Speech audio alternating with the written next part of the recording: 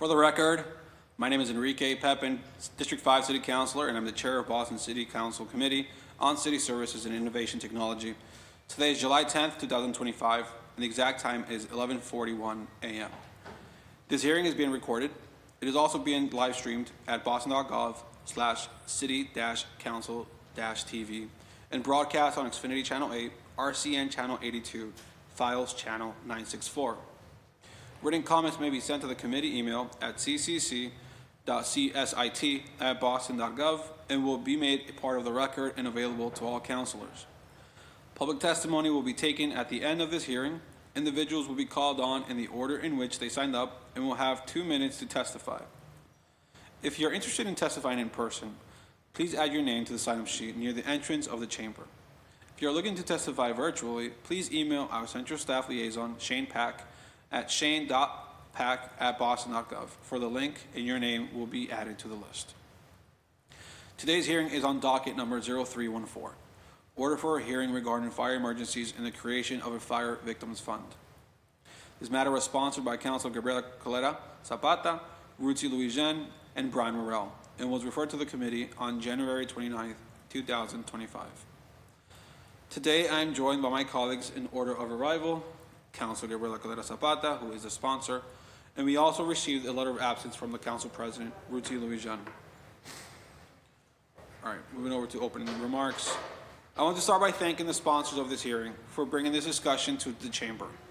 I think every Bostonian has seen the effects fires have on our lives. I know in District 5, the fall of 2024 brought a fire to each of our neighborhoods.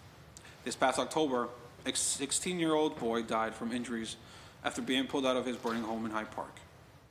His relatives, 5 adults, and 3 other children were displaced. This type of traumatic event shatters families as they juggle time in the hospital, emergency housing, and the loss of belongings. I was actually at the hospital with that family, and I remember calling Michael and Dave from Katie's Closet, who really stepped up to provide just a lot of resources there. I know that the Red Cross was also there. I know that our Boston Fire Victims Unit were also there to help out. And that's just one example of many that we experience almost every day in the city of Boston. So with that being said, I want to turn it over to the sponsor and my council colleague for their opening statements. Councilor Colero. Thank you so much, Chair. Thank you for clearing your schedule to hold this hearing. I want to thank all of the advocates that are here and community folks that have joined us to provide your perspective and highlight the great work that you do, the invaluable work that you do, helping people in some of the most difficult moments of their life, probably the most difficult moments of their life. I want to thank members of the administration who are here and present. I want to say thank you so much for your participation as well. Today, we come together to confront a crisis that too many of our neighbors, especially our most vulnerable, know too well. The devastation of losing everything in a fire and/or an emergency. We've seen some building collapses in the North End and elsewhere. Over the past 3 years, East Boston has witnessed multiple fires tear through triple-deckers and multifamily homes, displacing entire families overnight, sometimes in the dozens, destroying precious possessions, and in the worst-case scenario possible, tragically claiming lives, including just last year, 9-year-old Sadie Karina Corrales and her neighbor, and shattering the sense of safety every resident deserves in their home. These tragedies don't just end when the flames go out. They ripple through our streets, our schools, our churches, and community spaces. In Eastie, we've seen incredible acts of solidarity where neighbors launch donation drives, deliver meals, and organize fundraisers. And I want to give a shout out to East Boston Mutual Aid and the East Boston Social Center, who has been the fiscal sponsor helping to disperse funds to folks in an equitable way. And that's also something that I want to discuss in my questioning. But we are here to ask more of what we can do to stand by our neighbors in the aftermath or the disaster. Our departments, especially ONS and Housing Stability, have done incredible work and have made great strides in responding to these crises. The reason why we are here is because we want to specifically explore what sort of gaps there are in terms of funding. We've already had a hearing about emergency response, and we've worked to streamline that and make the response more efficient. I specifically want to understand what the creation of a fire victim relief fund what sort of impact that may have on the city. We're not starting from scratch on this issue. Cities like San Francisco have already created a structured fire relief fund with public and private dollars administered in partnership with trusted nonprofits. Their model ensures fast, flexible aid to families based on need and not red tape. And we believe that Boston, a city that prides itself on taking care of its own, can and should replicate this approach in partnership with our community leaders and community organizations. And so with that, I look forward to the discussion and just want to thank you all again for being here. Thanks. Thank you, Chair. Thank you, Councilor. Okay, now I'm going to go on to present to you all today's panel, and I'm going to start off with, I'm going to go from here on out. So if you could please introduce yourselves, stating your name, your title, and provide any opening statements. Thank you. Yeah. Hi, everyone. Good morning, almost afternoon. My name is Fabricio Pais. I'm a lifelong resident of East Boston, and I also am the co-chair of the East Boston Social Centers, of which I am an alumni and went as a child for about 8 years to that wonderful organization. Just briefly want to thank the Committee on City Services and Innovation Technology for having this hearing today. This is a topic that hits very close to home for me. I especially want to thank City Councilor Coletta for inviting me here to share today and her unwavering support of our neighborhood, of East Boston, and specifically families who have been impacted by fires over the last few years. So on April 2nd, 2024, I was awoken at 4:45 in the morning by what I thought were Legos being spilled on the floor by my two young boys playing because they woke up early. I turned around, just tried to go back to sleep because the alarm had not gone off yet. A few minutes later, my wife jumps out of bed and yells, "Somebody's screaming outside, fire, fire." The home next door had smoke billowing out from the second floor. We saw a man standing on the awning of the second floor window screaming for help. We got up and we thought, oh boy, the house next door is on fire. Woke up our two boys, who at the time were 10 and 7, actually 9 and 6. They just kind of, this is April. They just put on some flip-flops, sweatpants, and a t-shirt. They were sleeping. We tried to calm them, say, hey, there's a fire next door. We think it's safe if we leave our home. At that point, our second floor tenant started running up and down our stairs saying, there's a fire, there's a fire. My parents lived down on the first floor. They owned the building, 432 Meridian. Thankfully, they had been woken up by our tenant. Similarly, just kind of got out of bed and left the house with what they had on. And that was the last time we would walk into our house as we knew our house, because our house was also on fire. We just didn't realize it at the time. That day, we lost about 85% of what we had in our home.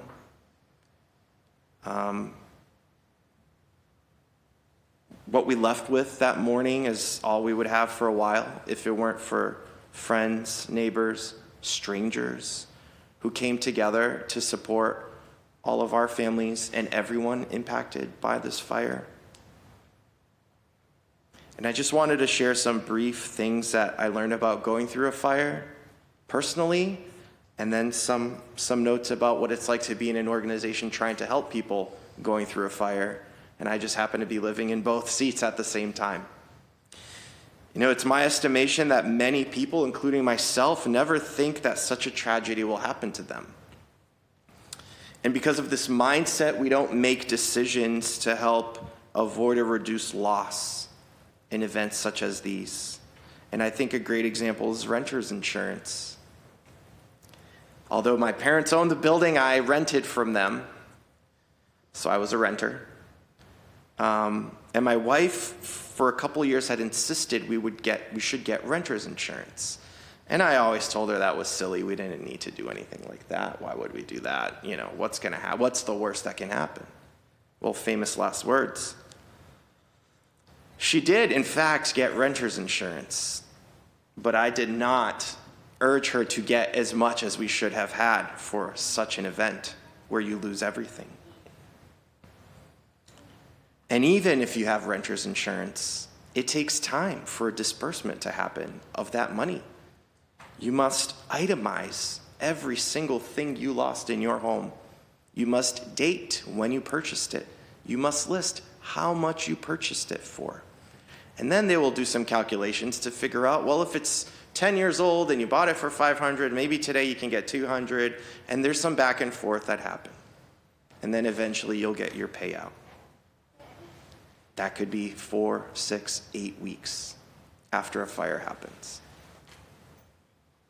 Immediately you're unhoused, which you have nowhere to go. Thankfully, the Red Cross is there to give some funds in the immediate nature of the situation. But I don't know if anyone here has ever tried to book a hotel in Boston. I don't know how far you think those funds are going to go. 2 nights, maybe 3, stretch it. Then you got to eat. You might need socks, you might need clothes, you might need toiletries. Which goes to my next point, your glasses are gone, maybe your contacts, your toothbrush, your deodorant, everything, it's all gone, right? And the Red Cross does step in to try to accommodate and provide those things, and neighborhood organizations do the same. Everything you have, every memento is likely destroyed. In my case, my brother passed away in a car accident in 2006, and we had kept some of his items over the years. Well, those items are all gone. And then there's trauma, which cannot be talked about enough. To this day, when sirens come by our home in Eastie, where we're renting now, and sirens are kind of a daily thing in our neighborhood, and we're just happen to be really close to one of the fire stations. Our 8-year-old gets worried and asks, is there a fire near our house? Is our house on fire? Our oldest, who's now 11, has nightmares, often, too often, of a house burning down and everyone dying. These boys lost everything they knew in the only home they ever lived in, and their bedroom was my high school bedroom, so I lived in that building for 25 years. There are times where I can still hear the fire swooshing in the back of my mind. My wife wakes up periodically in the middle of the night making mental notes of, if a fire happened right now, what are all the things I would do? And we're 15, 16 months out of having a fire, and these are still real things for our lives. And thankfully, we have the means to have mental health and care, but it doesn't just go away. So as we think about a fund, there's the physical, immediate needs, but there's also emotional needs that linger for a long time. So what would help? You have so many organizations kind of approaching you. You know, you're standing there, your house is burning down. Some centralized place that you can say, hey, here's a website, here's all the organizations, here's everything they can do for you, right? Being handed like 8 different business cards in the middle of trying to figure out your house is burning down, you have nothing, is challenging. And that's people who are trying to help you. Then you have the other people who are like, oh, we'll board up your house, we'll clean up your house. You know, there's all this other stuff going on too. So it's a very chaotic time for a person going through this. And especially if it's a owner-occupied situation, right? Because you've got tenants and you've got the problem of the home that you own. There's the obvious financial implications for how do you rent another place. It takes a lot of money to rent another place when you weren't expecting it. Generally, you have to pay first month, last month, security deposit, broker's fees, which may or may not be going away. You know, yes, they went away, but they could just be passed on. So regardless, if you weren't expecting to spend, let's call it around $10,000 overnight, that's if you can find a place reasonable, $3,000 a month. You know, maybe, maybe not. This fund can potentially help people who need a lump sum to simply find another permanent place to live. Then the victims need a place to be staying immediately. And like I shared, a gift card can only take you so far in a hotel.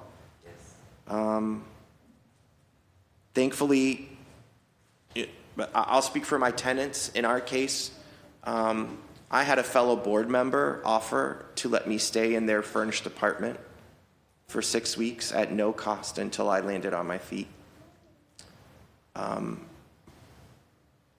My parents were able to find a place to rent pretty quickly, and we were able to get them in. Our tenant, on the other hand, went to a hotel briefly. They had pets, they had a cat, they had a dog. They have an older daughter who with special needs, and they were just trying to share 2 hotel rooms with 4 beds with all whatever stuff they could save.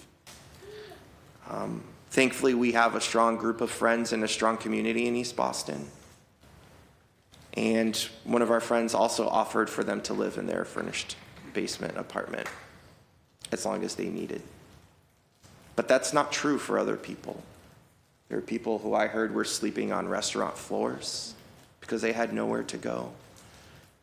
Some people all crammed into one apartment, 8 people living in one apartment because they had nowhere to go. So we need to find a way to house people in a dignified way, ideally as soon as possible, even if temporary, to let them take time to at least breathe, take a shower, and then go figure out the next steps. I have the honor of serving as a co-chair of the East Boston Social Centers. And prior to our fire and since our fire, the Social Centers has stepped up and started what's been called the Eastie Fire Fund. And it's been shared on social media and through word of mouth and text messages, etc. And that fund works to raise money for all folks impacted for a certain given event. Our motto at the Social Centers is when all give, all gain. And I can personally attest that during this fire, that was proven as true as ever for me. Neighborhood residents are willing to step up and help neighbors in need. This fund raised over $50,000 in a little over a week. And a victim's fire fund can potentially be something that city residents are constantly contributing towards. It doesn't just have to be the day of or immediately when a fire happens. And it would be incredible if the city was funding part of it as well. But I truly believe in the motto, when all give, all gain. I think everybody should have some skin in the game in serving our neighbors. Now, a challenge in this is that due to victim privacy, which is necessary, the Eastie Fire Fund had significant delays in dispersing funds because we didn't quite know who all the impacted persons were. And unfortunately, legal status of some victims caused them to not share their information, and they just kind of leave the scene and figure it out, which leads to sleeping on a restaurant floor. So if the city was in charge, potentially, of taking these funds and being able to disperse and having access to victim information, it wouldn't take 3.5 weeks to disperse a large amount of money to people who need it right away. People need furniture. You have no bed, no sofa, no dining table, even if you can rent a place. So again, a centralized place for people to potentially obtain donated furniture or used furniture as quickly as possible would again give them that dignity of having a place simply to rest their head. And mental health services would be my last thing. The Red Cross, again, does a great job of following up, putting you in touch with a counselor, but that can only go so far in time. And as I shared earlier, my boys still have trouble when they hear sirens, you know, a year and a half almost later. So it's vital to give people tools to deal with trauma. Many times you may compartmentalize and try to move forward to get through things, but it's inevitable that it'll creep back up. So I want to, again, take the time to thank everyone for your consideration for creating a citywide fire victims fund. As you both expressed earlier, these unplanned events happen periodically in our city to tax-paying citizens. Helping people land on their feet and get back to being contributing citizens in our city will only benefit everyone in our city. Thank you.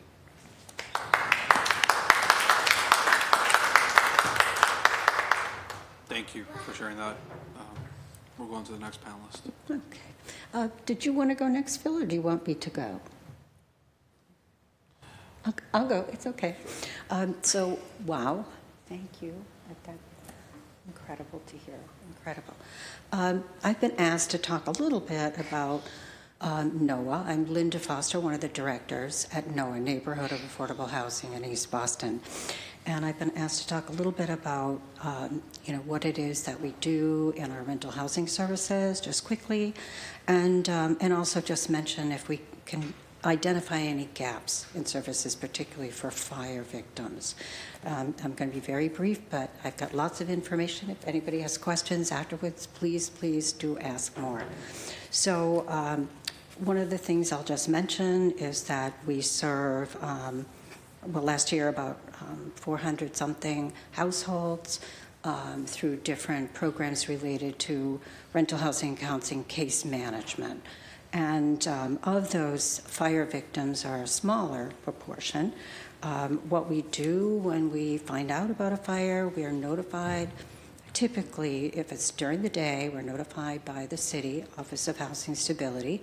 And if it's at nighttime, if we get a call in, one of our nighttime or weekend case managers will place the families if they need assistance getting into a hotel, for example. Because of the Red Cross, we are usually don't have to do that the same day. We're usually able to wait and do that at least the next day or some other day. All that takes time. I'll just mention time, and it's not red tape so much as necessary things that we have to go to. I'm just going to interject. A fire fund without that kind of red tape would get some help to people in need faster. But just quickly, what is it that NOAA does when we have people that we need to help? First of all, we just do the basics for any case management. We do intake. We do assessments. We ask to see their documentation. Oh, they were in a fire. They don't have any documentation. Most of the people's documentation, whether it's a fire, flood, there's nothing there. So, things can be delayed. We don't delay services. We just take things on faith. But we do have to help people replace their licenses, their birth certificates, everything. After the intake and assessment, then we determine, can they be helped? Why might they not be able to be helped? They might not be able to be helped because they are an owner of the property or because they are immediately related to the owner of the property. If they're over income, if they're 80% or more of the average median income for the area, then we cannot help them either. Okay, but that doesn't mean that they have that $10,000 set aside, which is another gap that this kind of a fund could help with. After that, if someone needs a place to stay, we place them in a hotel, a Boston hotel typically, and then usually keep them there a minimum of 30 days, a minimum of 7 days, I should say, if they have no children. The program that NOAA administers is targeted for families with children. But if it's a family without children, then typically a stay would be capped at 7 days. Again, people that don't have children also need help. So that's another potential gap area. And we provide general case management. We have trauma-informed case managers. One of our case managers is a social worker with a specialty in trauma certification.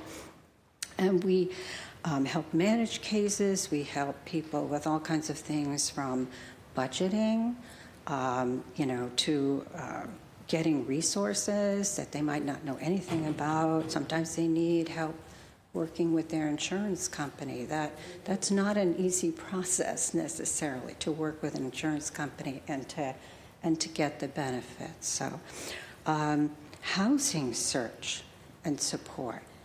Okay, so we don't, unfortunately, we don't have housing, and this is another gap area.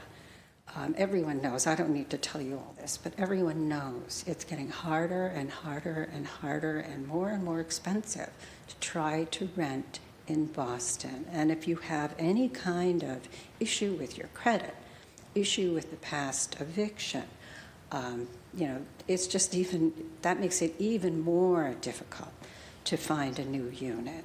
And it's taking longer and longer these days to find a new unit, which conversely means having to stay in a hotel room, which is not ideal for a long period of time. I would say that maybe between 20 to 40, it all depends on the fire victims that NOAA serves each year. The households are fire victims. The rest are not. They are other kinds of emergency or, folks in trouble. I would say, and lastly, as everyone knows, the people most vulnerable are those that need the most help. People, lower income households, for example, they're most impacted by this kind of disaster. I've talked a little bit about deficiencies and gaps, but immediate funding, to help people get into a new place once they even identify it, or once we can help them identify it, rather than having to wait even a little bit, money. So many of the things you mentioned, so many of the things that are needed, the clothes, the diapers, the formula, yet we can connect people with used furniture places, and we do, but there's a long wait. They have to wait to get an appointment. They have to bring their own truck. They have to get help picking up the used furniture. Lots and lots of gaps. I think the city program is fabulous. Don't get me wrong. The city program is fabulous for what it does, but it's humans going through this trauma need more help right away, and not as NOAA. I can't speak as NOAA, but as an individual, I think this kind of a fund would help, in the ways that a city program is not designed to do and shouldn't be doing, but that people still need the help with. So, but ask me any questions you have. I've got lots of stats if you have any questions with stats. Thank you. Do you have to go as part of that, or? Well, it may have been, but we'll try. Linda has all the content. I'm sorry. This over for you. Thank you. I'm sorry, my name is Phil Giffey. I'm the executive director of NOAA. I get to sign Linda's paycheck and the others who do the really fine work that, unfortunately, that come with this particular territory. I've been with NOAA a long time. I've seen too many fires over the many years that I've been there in decades. It used to be I was startled. I used to walk down the street and say, that's a fire. And then I used to see so many of these, I just would walk home from time to time.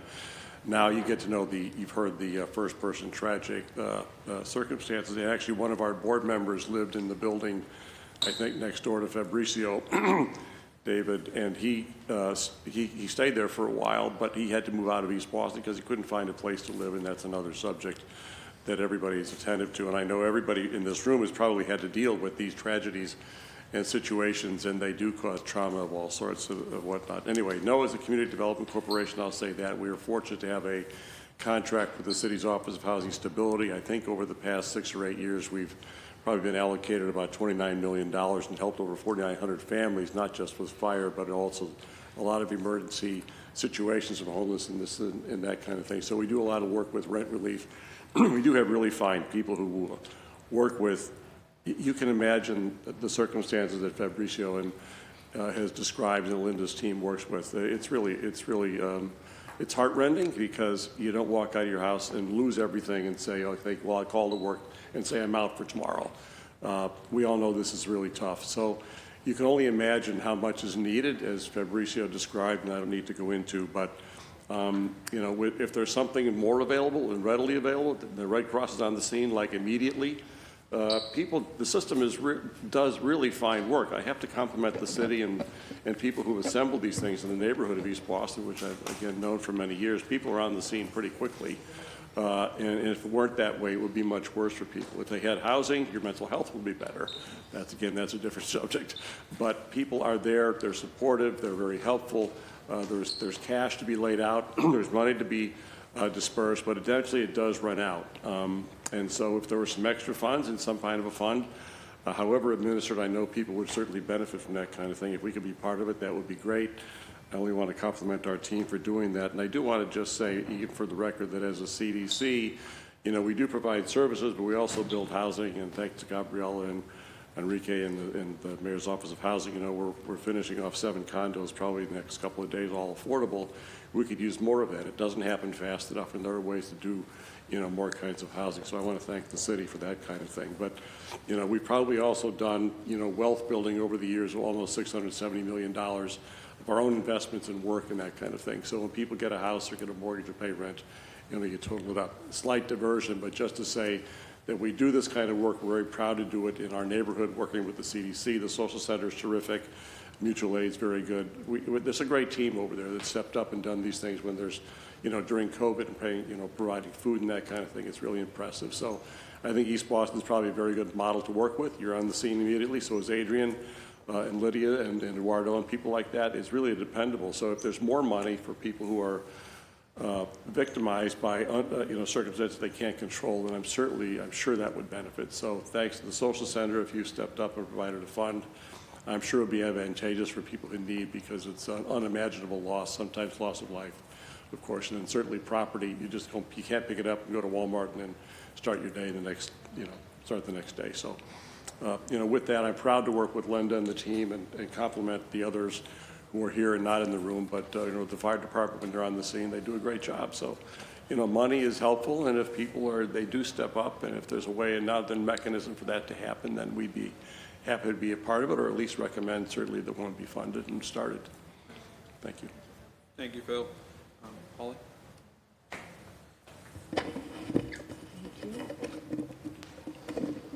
Great. I would get renter's insurance as well. We actually require that of all our residents, so it's very wise to do that, even in whatever form. It is difficult. I'll just say add that to the list and recommend people do that. Thank you. No, great point. Great. Great. Well, good afternoon. I'm Holly Grant, and I have the privilege of leading the Red Cross here in Massachusetts. So I wanted to kind of share a little bit about kind of the scope and scale of our work when it comes to disaster response, and specifically kind of here in Boston. So, and I want to just thank Fabricio for sharing your story. I think it just illustrates how, fires truly upend people's lives. And, we see it every single day. And it really takes all of us working together to help people kind of move forward and get back on their feet. So we're one piece of the puzzle, but I'll kind of tell you a little bit more about how we work and what we have to offer. So Red Cross nationally, we respond to around 65,000 disasters a year nationally, most of which are home fires. So over 60,000 of those are home fires, right? That's the daily impact, really, of what people are dealing with around the country. Here in Boston, over the last 12 months, we responded to 105 home fires, which impacted a total of 584 city residents. So this is about every 2 to 3 days, Red Cross is responding to a fire in Boston. And on average, there's one large fire in Boston, in the city of Boston, which displaces 10 or more people each month. So if you look at kind of our home fire response kind of across the state, approximately every 1 out of every 6 responses that we have occurs in the city of Boston. What happens kind of after, when a fire happens or a local disaster? The Boston Fire Department and the Boston Emergency Management contacts the Red Cross day or night. We have 24/7 duty officers on call, and our local trained Red Crossers, volunteers will go and respond. So depending on the size of the disaster, we may have caseworkers connect one-on-one with people, but our role in this, right, is to be there on the scene as quickly as possible and help people in those moments right when the disaster is happening, and help them navigate kind of what's next. All right. So for the 584 residents impacted by the fires, right, we, in addition to providing case management support and mental health support, we provided just over $154,000 in cash financial assistance. The immediate financial assistance is really important. As a recent study showed, 35% of adults would need to borrow money or sell personal items in order to cover an unexpected expense of just $400 or more. So think about what Fabrizio was saying, right? $10,000 just to kind of try to find a new place to live. Many low-income families can't wait for insurance to help.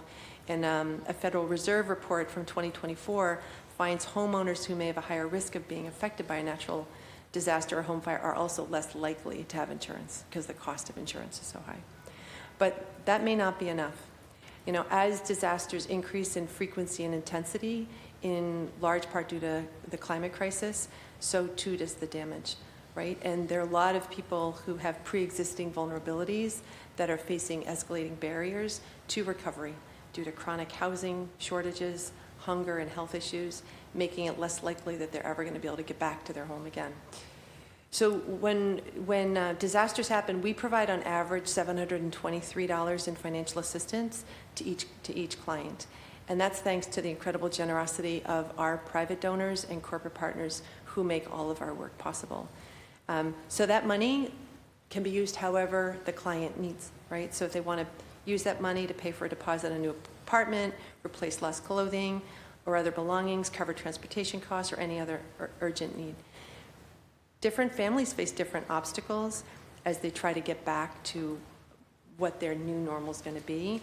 And so we put the power in the survivor's hands to determine and meet what their greatest needs are. But we know and acknowledge, and I think it's well shared here, right? Money goes quickly. That's not a lot of money. And if a client's unable to stay with friends or relatives, or if a temporary shelter isn't available, and I should say that Red Cross opens a congregate shelter when there are 10 people or more who have been displaced by a local disaster who don't have a place to go, right? So that's when we'll work with the city, and we'll work on kind of setting up a shelter. But for people who are impacted by a fire, nearly that entire amount may go to a few nights in a hotel, or it may go to just one night, right? According to Skyscanner, the average price of a hotel in Boston per night in July, right now, it's $417. So that's why we work closely with the Boston Fire Victims Assistance Unit, the Office of Neighborhood Services, and other community groups. Like I said, it takes a village to kind of bridge the gap, and we're incredibly grateful for those partnerships because no one agency, can do this on their own. The needs are too great. So I wanted to just quickly kind of walk through just like bigger picture, some of the other services that we have and you mentioned a couple of them, Fabrizio. So first, like I said, shelter. So we're prepared to open congregate shelters in pre-identified facilities within hours of a fire or a disaster. And again, we work with the city emergency managers on getting that opened if the need arises.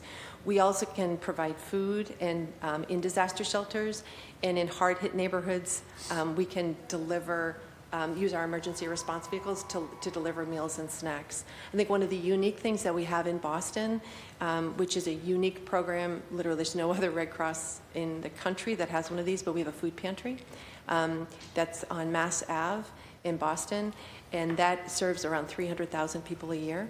And we also have a great partnership in East Boston with the Neighborhood Health, and we provide around 20,000 people through Neighborhood Health kind of food every year through our food pantry. So that's another kind of way that we can kind of help people, direct people to our food pantry so that they can kind of get some food. The other thing we offer are relief supplies. So we have warehouses stocked with lots of them, so cots, blankets, cleaning supplies, if those are needed. Fabrizio mentioned kind of the healthcare services, right? So if people lose their eyeglasses, their prescription, their walker, like all those things that people need to be able to move forward in life and live life, we have trained healthcare workers who can work with them in providing health-related support to get those replacements again, and all of our services are free. We also have, a really great network of mental health providers that are trained, and they work collaboratively with local mental health resources. So again, our niche is that emergency moment, and then we'll kind of work in transitioning that support over to local mental health ongoing resources to provide the emotional support to disaster victims. And we also have a spiritual care team. So we have professional chaplains, faith-based partners that can provide support to people. So whether that's a single family home fire or a mass casualty event, we're there to support that. And when large-scale disasters happen, we also can set up resource centers. Just last night, we were in Somerville. There was a big fire on Wheatland Street in Somerville over the weekend, and we had 28 people who were displaced through that. And so we work with the city and with other organizations, right? We all come together so that the clients don't have to go call all the different places. We have it all, it's like one-stop shopping, and work with the clients and support them to help them kind of get all the supports that they need. The two other things that I just wanted to mention was we have a reunification program as well. So if people are displaced, right, if people lose touch with their loved ones due to a disaster, and sadly right now this is a service that is being heavily utilized right now in Texas. People can call the Red Cross, and we'll work with them in helping connect them with the loved ones that they've lost touch with. And then we have our casework system. So we'll work and provide support in helping people figure out what their next steps are. So those caseworkers are highly trained in helping transition folks from whatever their next living situation is to try to find kind of the more permanent or at least short-term, mid-term housing situation that will work best for them. We're all about making sure we're addressing the individual needs because we know it changes for everybody.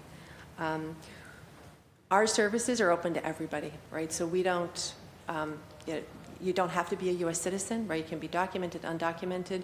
We don't limit anybody who kind of comes to support, who needs support from the Red Cross.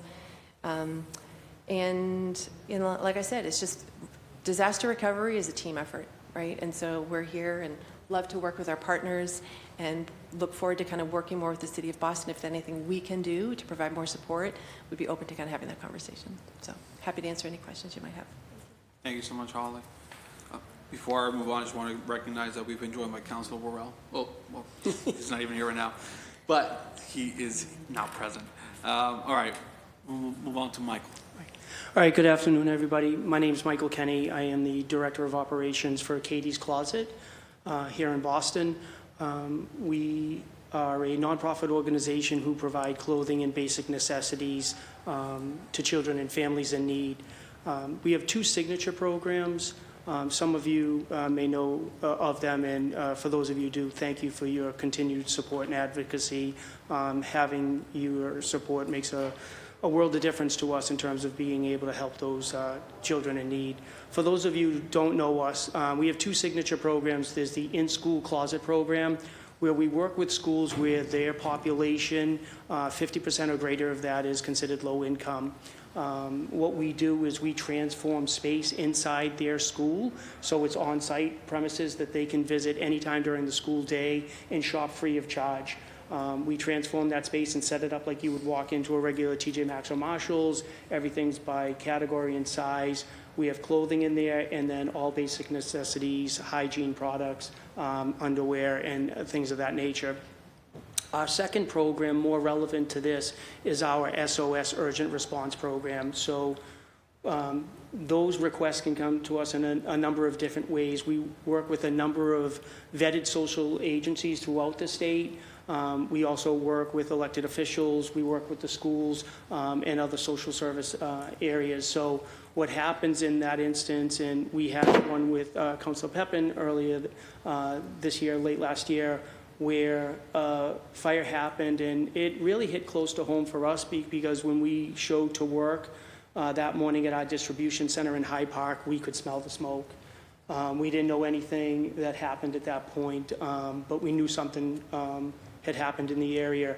Later that day, Councilor Pepper reached out and explained the situation, that the family was devastated by loss, and he was working with them to try to, start those first steps to recovery. So from our end, we worked with his team to get the names and ages of all the individuals that needed support, and then our rapid response team at the distribution center worked to pull all the clothing and basic necessities, hygiene items that they would need to get them started. The great thing about our program is there is no red tape. You call us, we get the information, and we very typically can deliver that either to that social service agent or the person requesting it within 24 to 48 hours. Again, we don't look for documentation or any sort of information like that. We really just need the names of the people, the ages, and then as much information as we can get in terms of, stylistic fashions, because we really want them to have that personal touch when we deliver the product to them. So if they have young children, young girls, they can specify they like pink or purple, or just give me black, gray, or brown, whatever it is. So we will work diligently. I am so proud of our team at the distribution center. They pull every single item as if they were pulling an item for their own family member. There is a ton of care that goes into creating these packages, and they want to make sure that they get everything right. So the more information we can get, the better it is. And then, like I said, we will deliver if need be. A lot of the social service agents or people will request to, for privacy matters, come to the distribution center to pick it up. But whatever's the best possible method, we will accommodate. There's a couple of things, and Fabrizio, thank you for sharing your story. We have several schools in East Boston, so we're very familiar with how close and tight-knit of a community that it is. So it's no surprise to hear that they bonded together and offered their support. Some of the things that really struck a chord with me was sometimes the waiting piece of it. And again, where we can deliver in 24 to 48 hours, I think that's critically important. The second thing was when you mentioned, you're trying to process all of this stuff, and if you've got all these things coming at you, it's great for an organization like ours. We already have the infrastructure there. We don't have to create anything. Our rapid response team is ready to go. And although this fund may be allocating funds directly to the victims, I think that's critically important. But it was to ever evolve into something bigger where there was more money available. I think that there should be an opportunity to go through the procurement process as we normally would and have money set aside so that we can react to it and take that off of your plate. Because having clothing and basic necessities honestly shouldn't be something you're worrying about. The other thing is just the availability of that in terms of making sure that we exist. So when you spoke of having a website or something available where you can just go in and say, I need X, Y, and Z. You can say clothing and basic necessities, Katie's Closet, who do I contact? Who do I use as a resource to get to them for me? Because during that time, as Councilor Pepin mentioned, the family that suffered that devastating loss of house and belongings was worsened by the fact that they lost a child.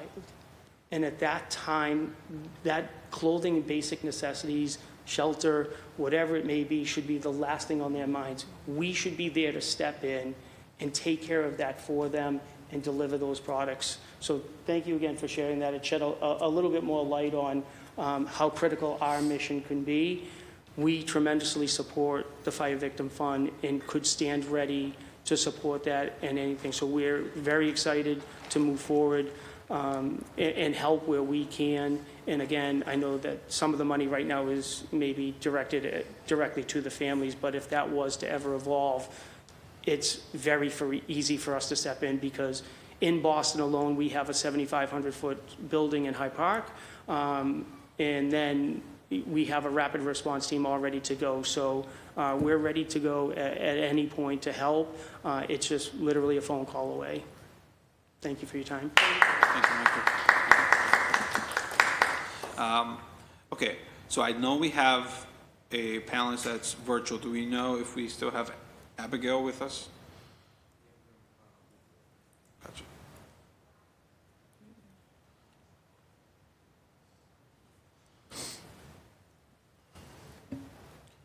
I just want to remind folks also that I know there's a lot of great work happening here, but if you could refrain from clapping, there's no clapping in the chamber.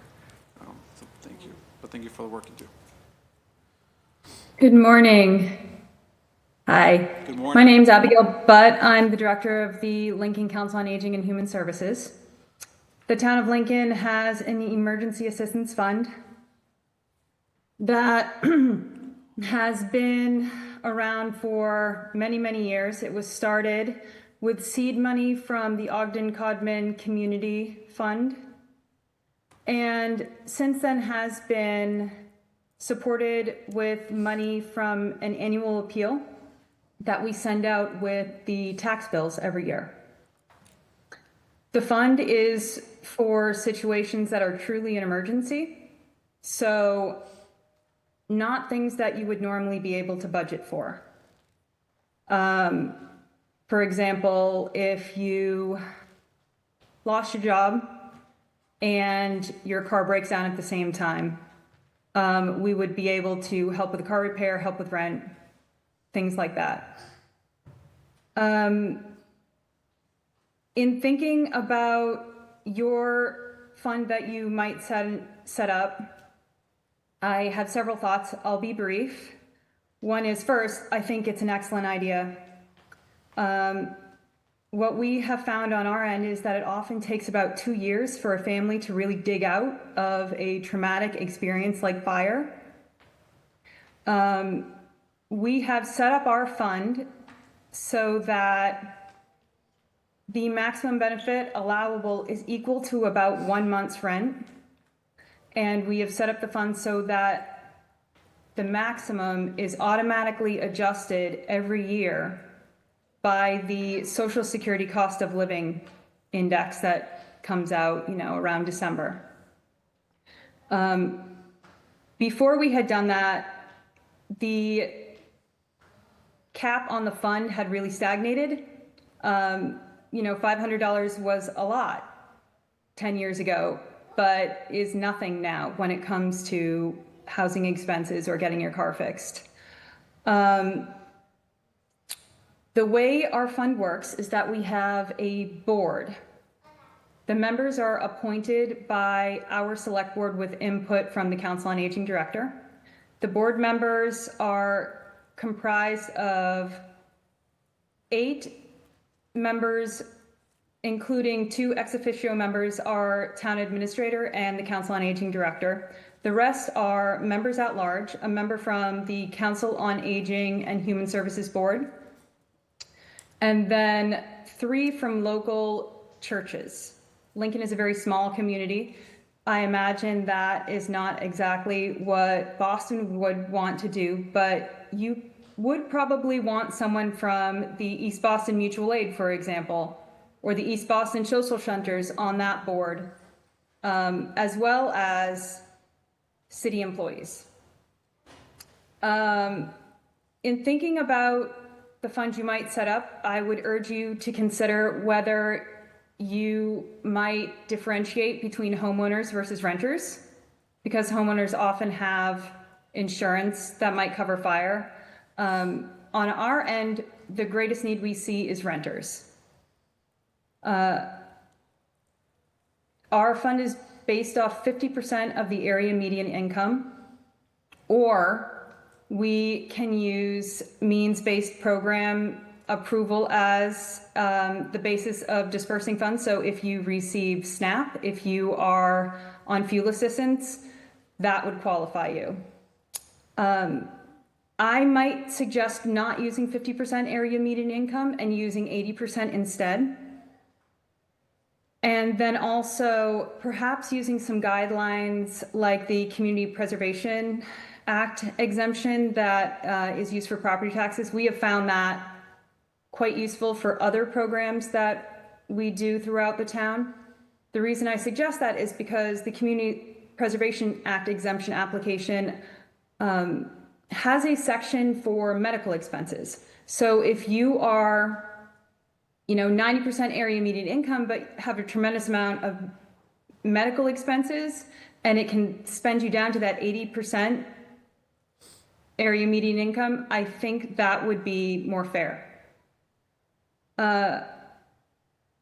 One thing I did want to say is, however you make your fund work, one of the most important things is to not duplicate other efforts. So our fund does not pay for food, even in an emergency, because we have our own community support system out there, mostly our St. Vincent de Paul food pantry, who we can get on the phone immediately. So we don't want to spend money on something that another agency already has covered. Let's see, our fund also doesn't just cover Lincoln residents. In order to align our fund's eligibility criteria with other benefits throughout the town, we opened it up to Metco families and Town of Lincoln employees.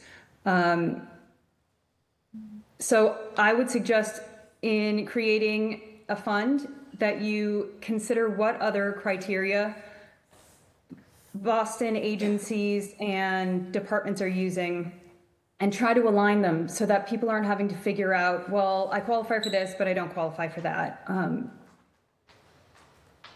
And my last point is, one thing we have learned is that it's important not to make these kind of funds based on household. Which is to say, if you set a cap and you say the max that a household can receive, is $2,500.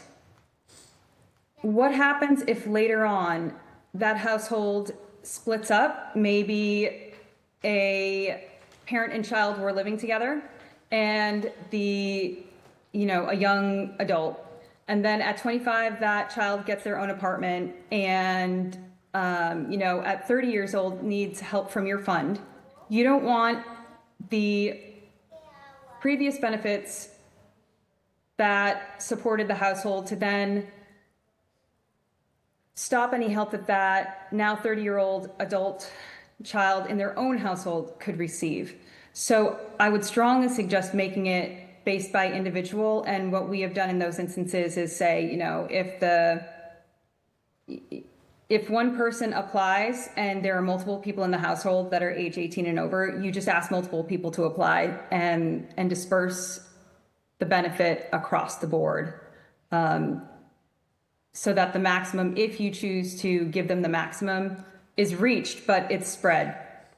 And thank you for your time. I would be happy to answer any questions. And I really think that what you all are working on is excellent, and I hope I've been of some help. Thank you so much for that testimony. Okay, I want to acknowledge as well that we've been joined by Councillor Flynn, so thank you so much for being here. All right, we're going to move on to the first rounds of questions, and I'm going to give the opportunity to the main sponsor of this docket, Councillor Calera Zapata. The floor is yours. Thank you, Chair, and I want to thank you all again for your incredible testimony. What you all have discussed has demonstrated your work, but then also some of the challenges that this city and that this state, this Commonwealth is working on. I want to thank our friend from Lincoln for coming to this. I also just want to shout out our state representative, Adrian Modero, who wrote a letter that is in the folder for my colleagues in the event that they wanted to read it, saying that he is in strong support of establishing and administering a municipal fund to assist individuals who are displaced by an emergency, including but not limited to a fire, flood, or building collapse. He does talk about the support that is provided by both the city and the American Red Cross, but as it was so poignantly articulated by Fabrizio, there are still so many things that that residents need to buy, first, last, rent, furniture, food, clothing. Thank you to Katie's Closet for being here, where a fire fund that is voluntarily paid for by residents or philanthropic partners or community organizations, that could help fill that gap at the end of the day. I do just want to also say that we got a letter from the city of Salem talking about their fire relief fund, where the fund is used to support displaced residents that are permanently displaced or have yet to find housing for an extended amount of time. I just want to thank Mayor Dominic Pangalo, I hope I said that right, as well as Julio Mota, who is the Constituent Services Director in Latino Affairs within the city of Salem. I do want to go to Holly first from the American Red Cross. Thank you for the window into how many folks you have helped over the last year. Just getting this right, there have been 584 residents within the city of Boston that have received the cash assistance, totaling upwards of $154,000. Did I get that right? Okay. And then the average cash assistance per person has been $723. Is that correct? What is the equation that you use or the eligibility criteria that folks get? Whether they have a child, they get more money. If they're one person, like what does that look like? And has that changed or fluctuated in the past years? And my real question is, has it gone down? And if it has gone down, what is the reason? No, it went up actually. It did? Okay, yeah, great. it did go up. So we have a formula. It's a national formula that we look at in terms of the number of people who've been impacted in the household. And that's how the dollar amount is come up with. We do have the opportunity, and to say that when people are displaced, we can give that money literally on scene, right? So we give the money in the form of either an electronic funds transfer, right, or a client assistance card, like a cash card, right? So the client can kind of have a choice, right? We try to do the electronic funds transfer, but both are viable. But we did increase it a couple of years ago, and I'm looking at Shannon. Do you remember when? It was a couple of years ago we actually increased the formula. But there's also an opportunity, like if obviously we know this is just one, right? Our niche, right, is really helping right in that moment and trying to help people in that immediate moment, knowing that it's going to take a village really to help kind of that family or that resident kind of get back on their feet. But there is eligibility for supplemental support later if they need it. So that would be something that our caseworker would work with the family on that.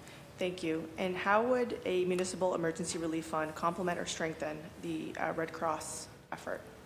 Oh, it would absolutely complement, right? So what we have to offer, we would obviously continue to do what we're doing, and what the City of Boston's fund would do would augment kind of the resources that the family and the resident would have to be able to help get back on their feet, right? So we know, again, our piece of this is that immediate piece, and when large-scale disasters happen, and we fundraise for everything that we do, right? So we don't receive public funding. I should say I think the city gives $2,500 to the food pantry, our Boston food pantry, but that's it. But if there's a really large response that happened, meaning like hundreds of people who are impacted, we could set up a designation and do designated fundraising, and we do that when large stuff happens. Like right now, we set up designations with the big hurricanes, right, with wildfires, with big floods, and then whatever we fundraise then goes into that relief operation, and people get a lot more money from the Red Cross due to that targeted fundraising that we do. Otherwise, it's the formula that I was mentioning. Okay, that's interesting.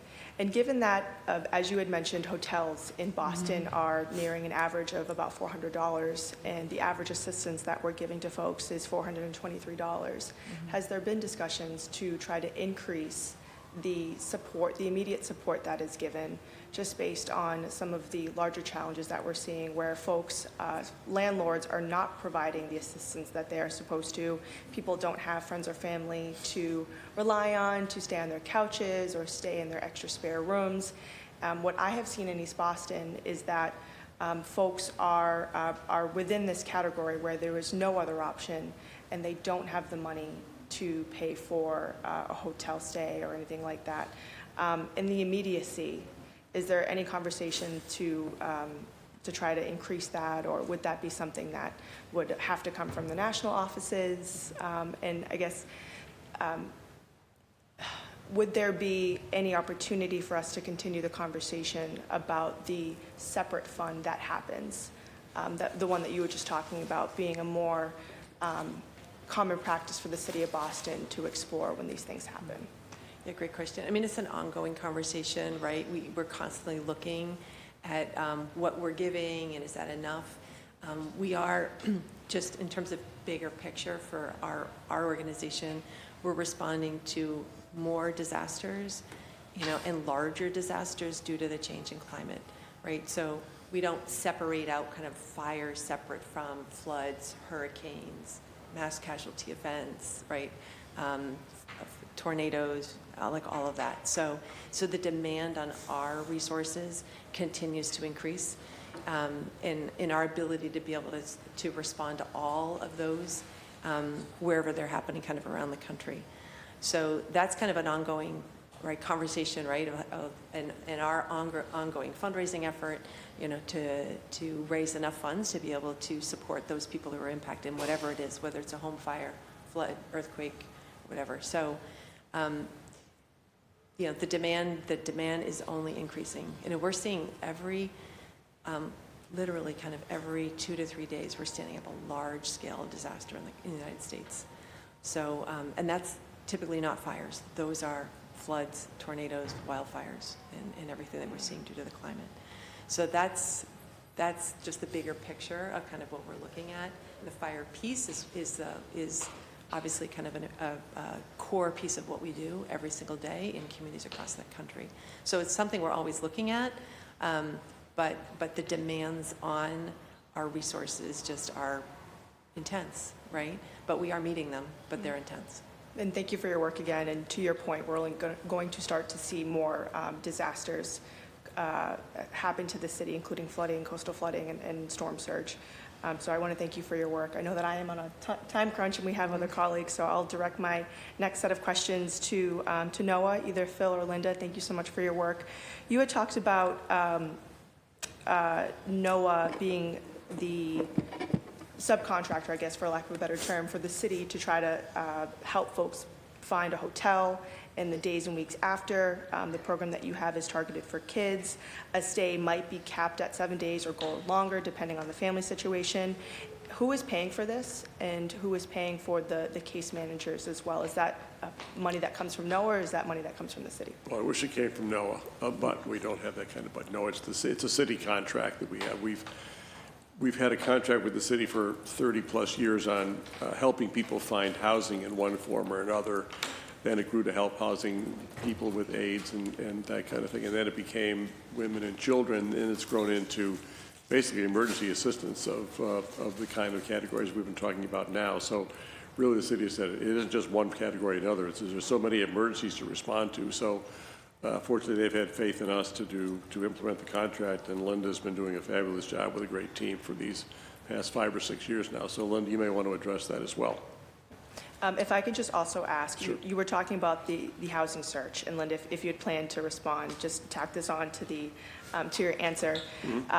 But there is no housing anywhere. We know this. In East Boston, an average bedroom, one bedroom is $3,000, and these are folks that have lost everything. They are just at the cliff, and this devastating disaster happens to them, and they really have nowhere to go. Sometimes we see that they are waiting for months to try to find a place to stay, or they have to move to Brockton or Fall River. I was curious to know if you have specific data of how long, the average time that it takes to find a home, or if there's anything you can anecdotally say about where these folks are ending up and if they're able to come back to the city of Boston. Anecdotally, yes, but every case is so different. So, it depends a lot on their income, and as I mentioned earlier, it depends on their background. Do they have an eviction in their record? Do they have something, a low credit score? Do they have something that will, really make it much more difficult to find a new unit? I can tell you that of the folks that we were working with last year, out of 184 perhaps, that we were doing either housing search or eviction prevention or some other type of similar work, emergency shelter work, we were able to get 50 households permanent housing, okay, and 81 were able to go into emergency shelter, into temporary shelter, and 41 were eviction prevention cases that were prevented. Now, obviously, these are not fire victims, but the numbers are about similar. Again, just to stress, so very hard to find people, an apartment, who have been in a fire. They would like to be able to at least return to their neighborhood, to their children, to go to the same school. Very, very difficult to be able to do that. Very, very difficult. Just the costs are so prohibitive. There's, the vacancy rates are very low. One of the things that the city does provide, NOAA with funds so that we can pay with first, last, and security deposit. That's fabulous.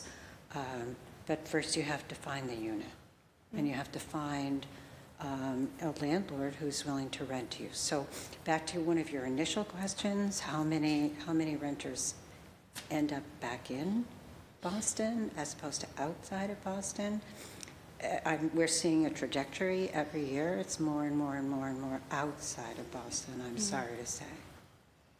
That's tough to hear, but I know that your team works day in and day out, and you do too. I've been on the phone with you at midnight, at 2 a.m., at 5 a.m., trying to understand what comes next for these folks. So I just want to thank you.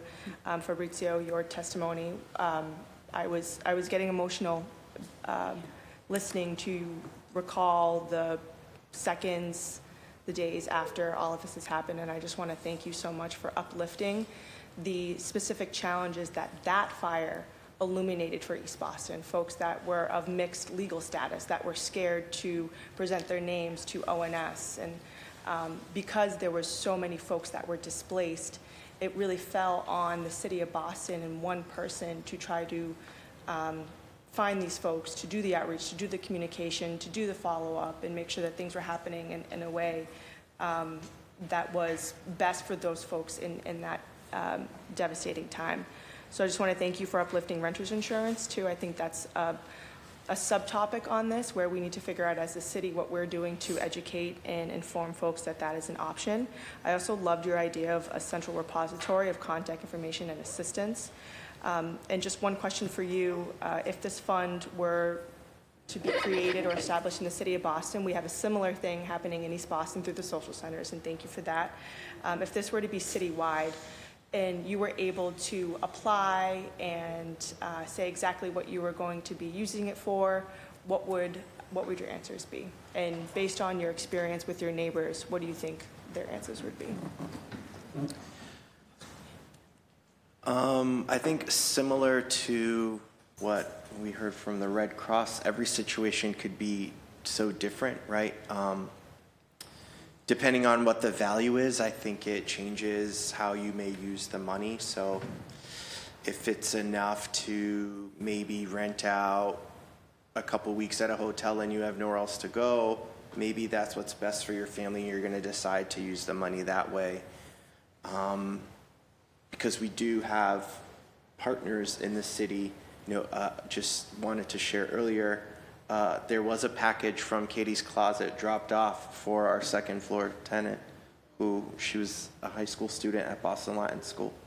So Noah helped house our second floor tenant where they are today. The Red Cross was there that first day and helped everybody around us. So I think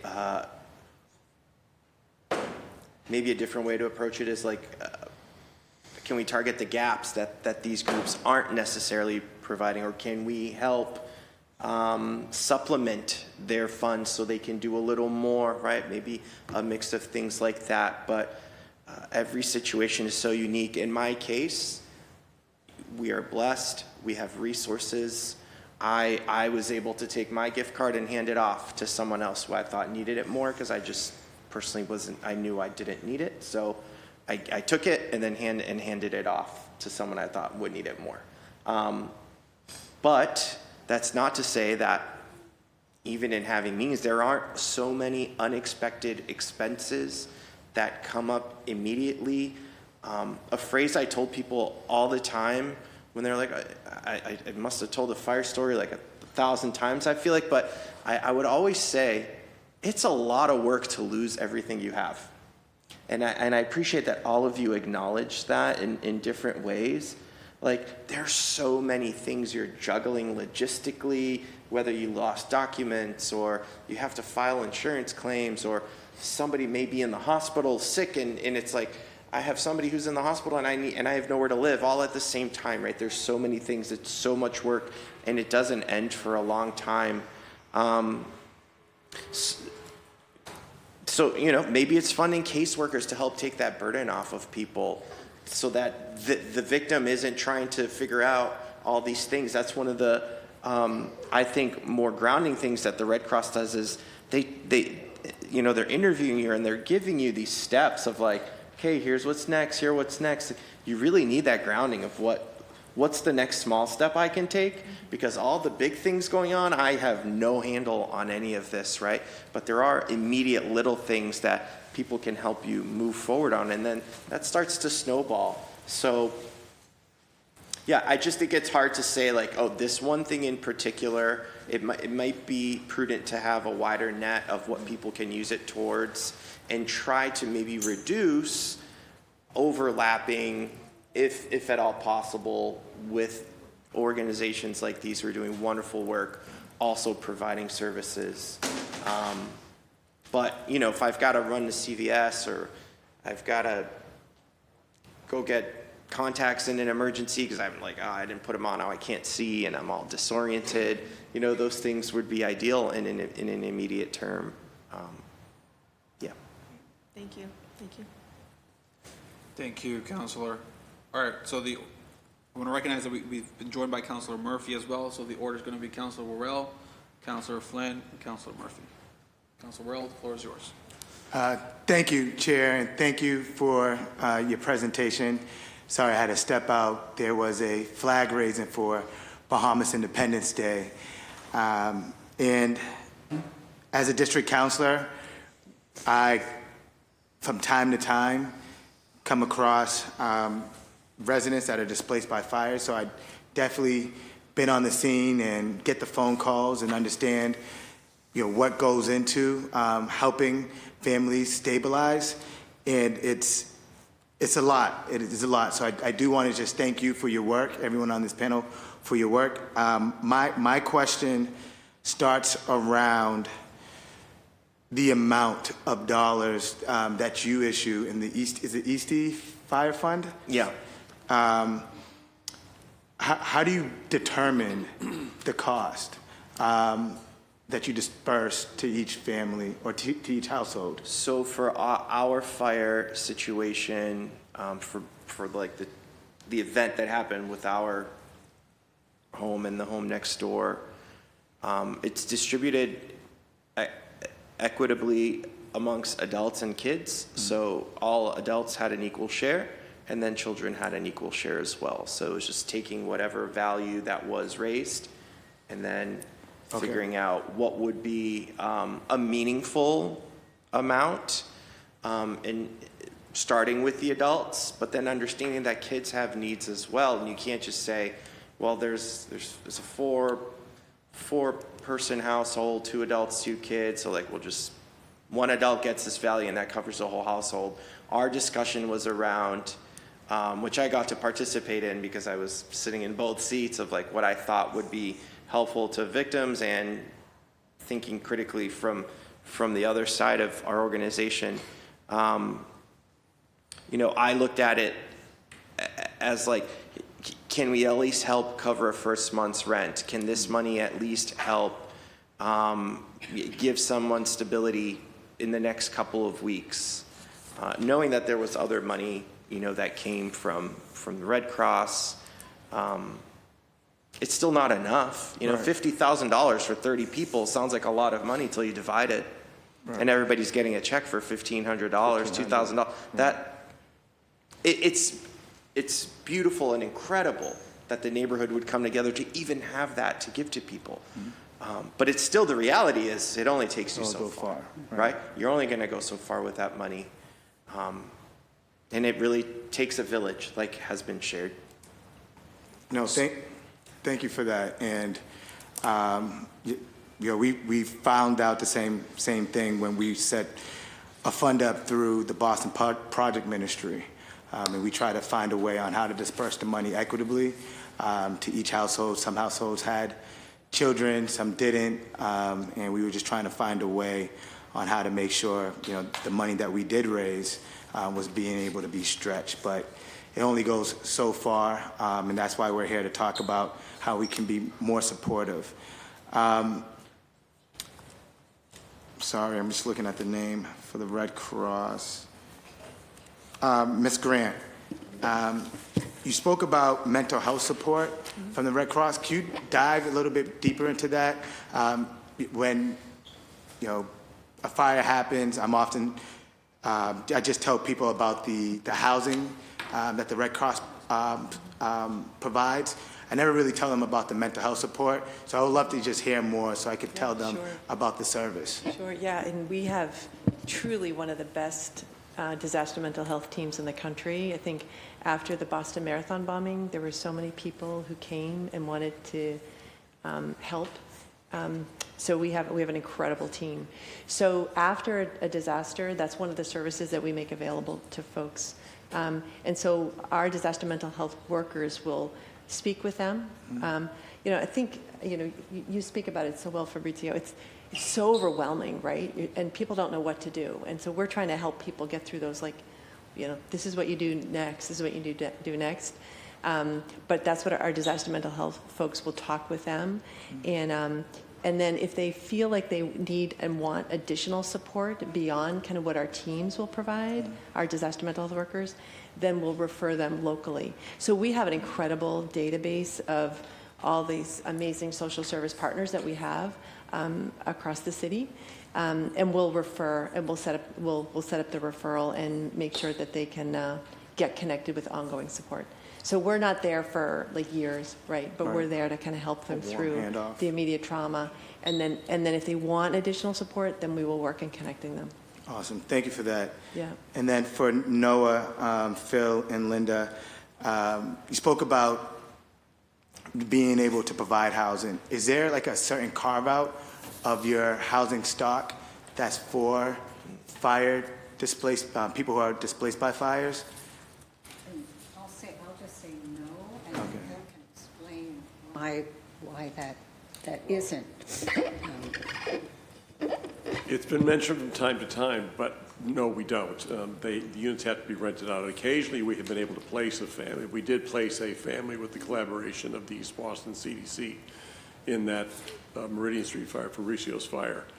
We don't set aside a number, although it has been mentioned from time to time, like, why don't we do that or can do that? But then you've got a lot of debt service to pay on some loan you're probably taking out. So we don't have any units set aside for that, although we do occasionally are able to, depending on the cycle of who's coming, who's going, who's falling off the waiting list, are able to place people in an emergency. It does happen, but it's sort of the luck of the draw.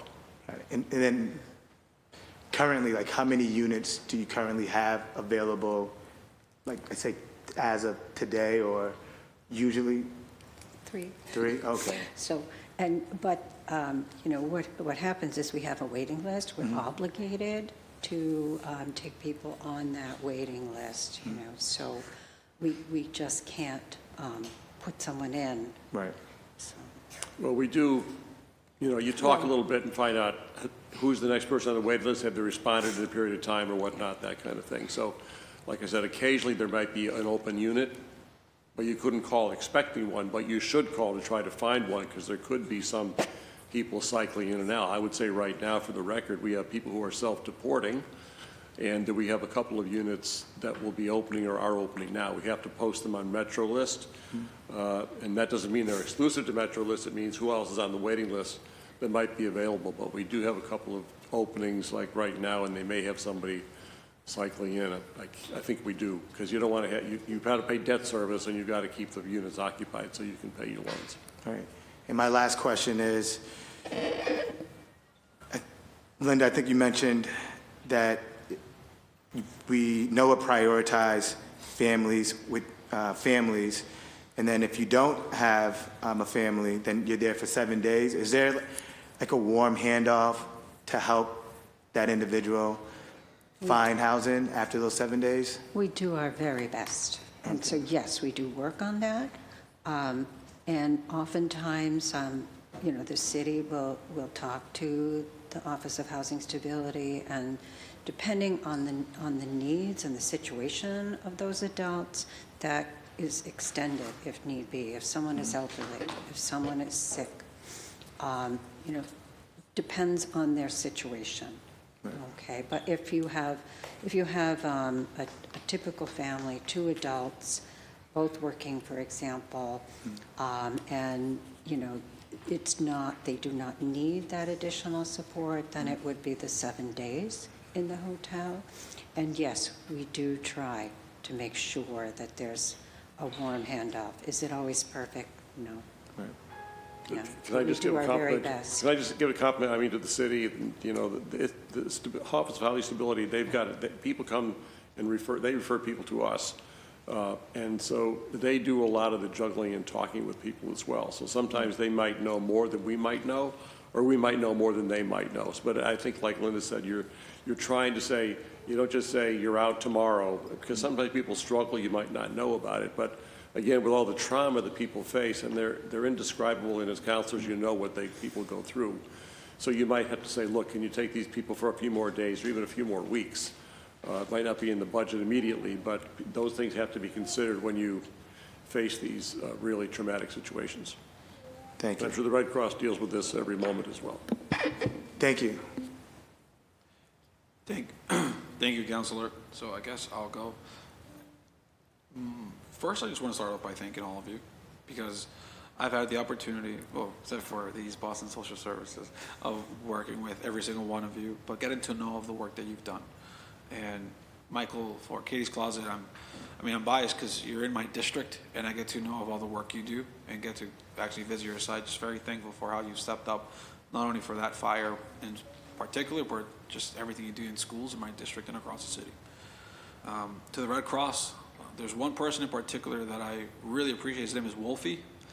He shows up to fires with stuffed animals, and he kind of helps with mental health during very tough times and just distracts you from that. So I wanted to start off by asking you all, the Red Cross, Holly, how many volunteers do you have in the city of Boston that are willing to step up? I'm just curious to know how many Wolfies are out there. Yeah, great question. And actually, if I may, I'd like to introduce Shannon Fitzgerald. So Shannon kind of leads our disaster team here in Boston. Do you know the number specific to Boston? I mean, we have a lot of responders who live outside of Oh, would you be able to come to the mic? Thank you. And I'll just say big picture. So in Massachusetts, 90% of our workforce are volunteers. We are blessed with just an incredibly big-hearted, compassionate volunteers, and we train them, and they are have years and years of experience in responding to fires and supporting people. Of our 2,500 volunteers across the state, around 800 of those volunteers are disaster volunteers, and the positions that we have kind of in our disaster workforce range from all those different services that I mentioned, right? So we have our duty officers that take the calls right from the fire departments. We've got the disaster responders that respond. We've got the caseworkers, disaster mental health, et cetera. So the 800, really, when you think about how we mobilize, right, we will mobilize based on who signed up for that day and make sure that we can be there as quickly as possible to that response. Right? So whether we have all those people in any specific neighborhood of Boston, it doesn't matter, because they'll come in from wherever, and Merrimack Valley gas explosions, we stood up shelters in 2 hours, right? 2 hours after the explosions happened in 3 different towns up there, and that was because we have pre-positioned supplies, we've got people all over the place, and we will activate it, as quickly as possible. So, and I'll ask Shannon if you have any numbers. Do you know? I don't have numbers specifically. I would say from the 800 responders that we have across the state, a large number of those are in our greater Boston region. They might not live in Boston proper, but they do respond in the city of Boston. So a couple hundred, I would say. Wow. Yeah. Well, thank you for that. Yeah. Next time you see Wolfie, tell him I say thank you. I will. Yeah, he's got the biggest heart. Yeah, And those stuffed animals are one of it's those little things, Yeah. right? Yep. Little things that really make a difference. Exactly. They really make a difference. To Fabrizio's point, it's just that mental health support is also very important. Where, I mean, for you to get over the fact that you just lost your home and you saw something very traumatic happen in front of your eyes, it's going to take some time to recover from that. So, thank you for what you do. For NOAA, I really appreciate the work that you all do as well, because when I was director of neighborhood services in my previous role, I've been able to really use your assistance, not only with fire displacements, but I remember even going on a site where there was a major flooding during a pipe burst during the winter, and you all showed up there and just helped out with that. Do you have relationships with other development corporations or landlords across the city to kind of have like a database of what units may be vacant to help you all identify potential places for people to go? Well, thank you for that, Counselor. Linda may have a different answer. I think the answer is we have relationships, and there is a Massachusetts Association of CDCs, MACDC.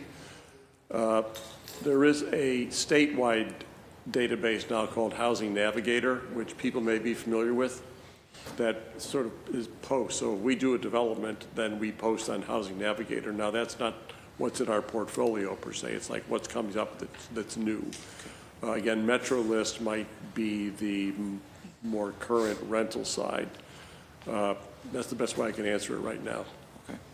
And I'll just throw in, we're blessed. We have 2 full-time AmeriCorps volunteers that are able to help us with this particular program.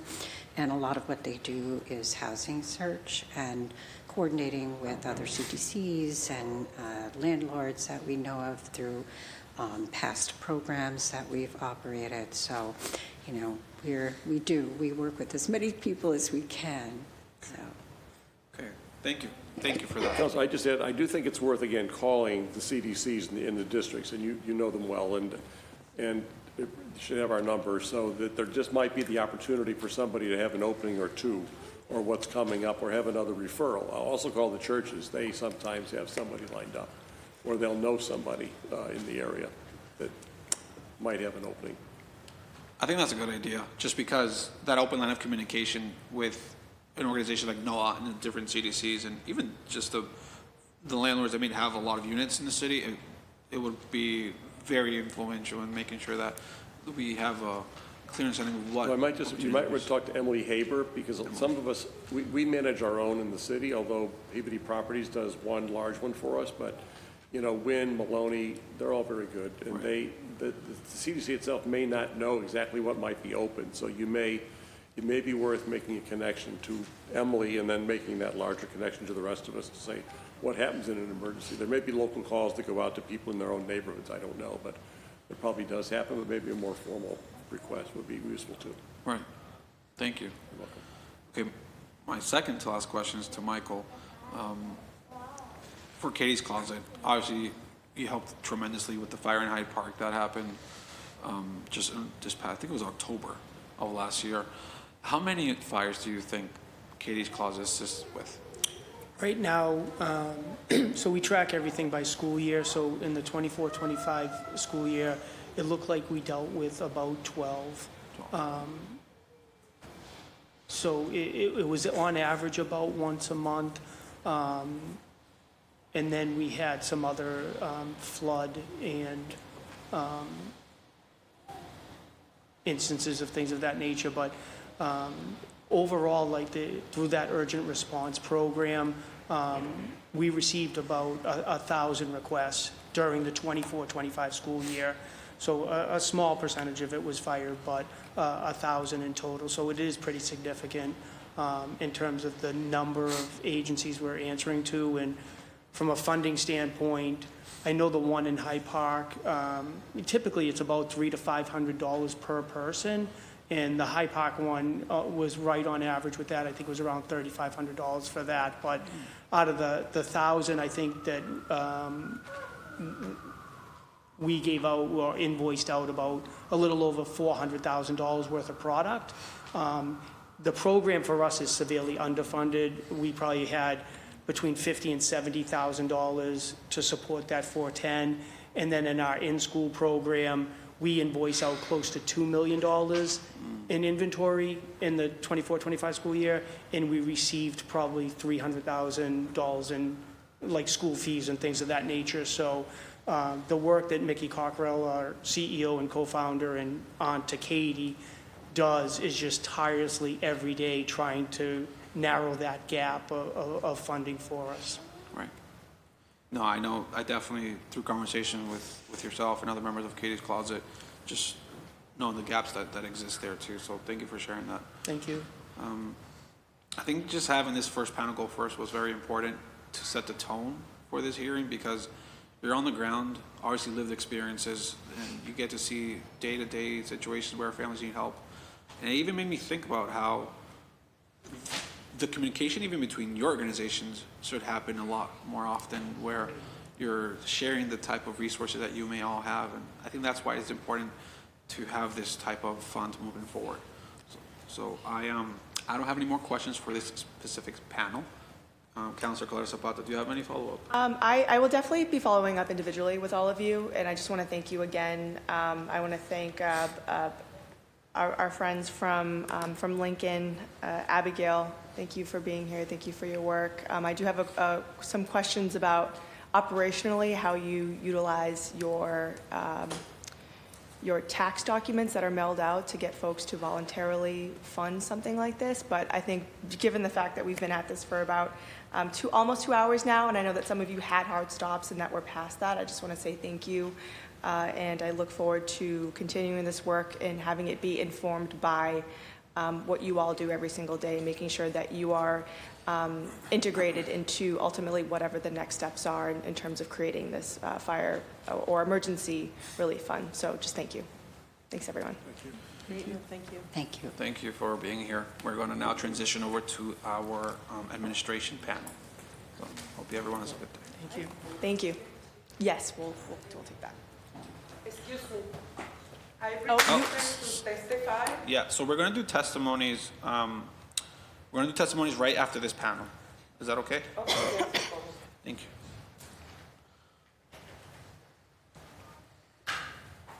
Thank you. Thank you. Okay, so, and we have Lindsay Santana, Adrian Jordan, Paul, Commissioner Burke, Director Johnson.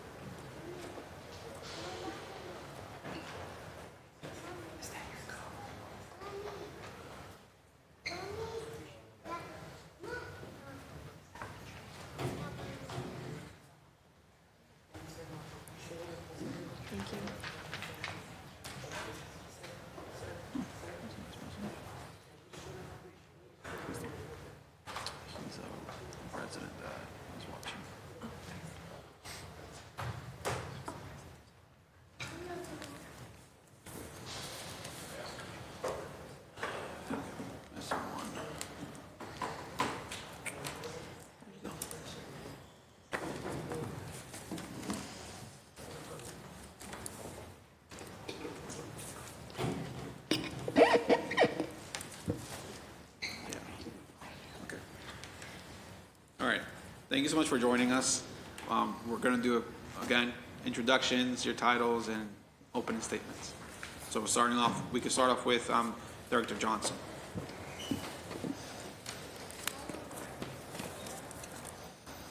Sorry, give me 1 second.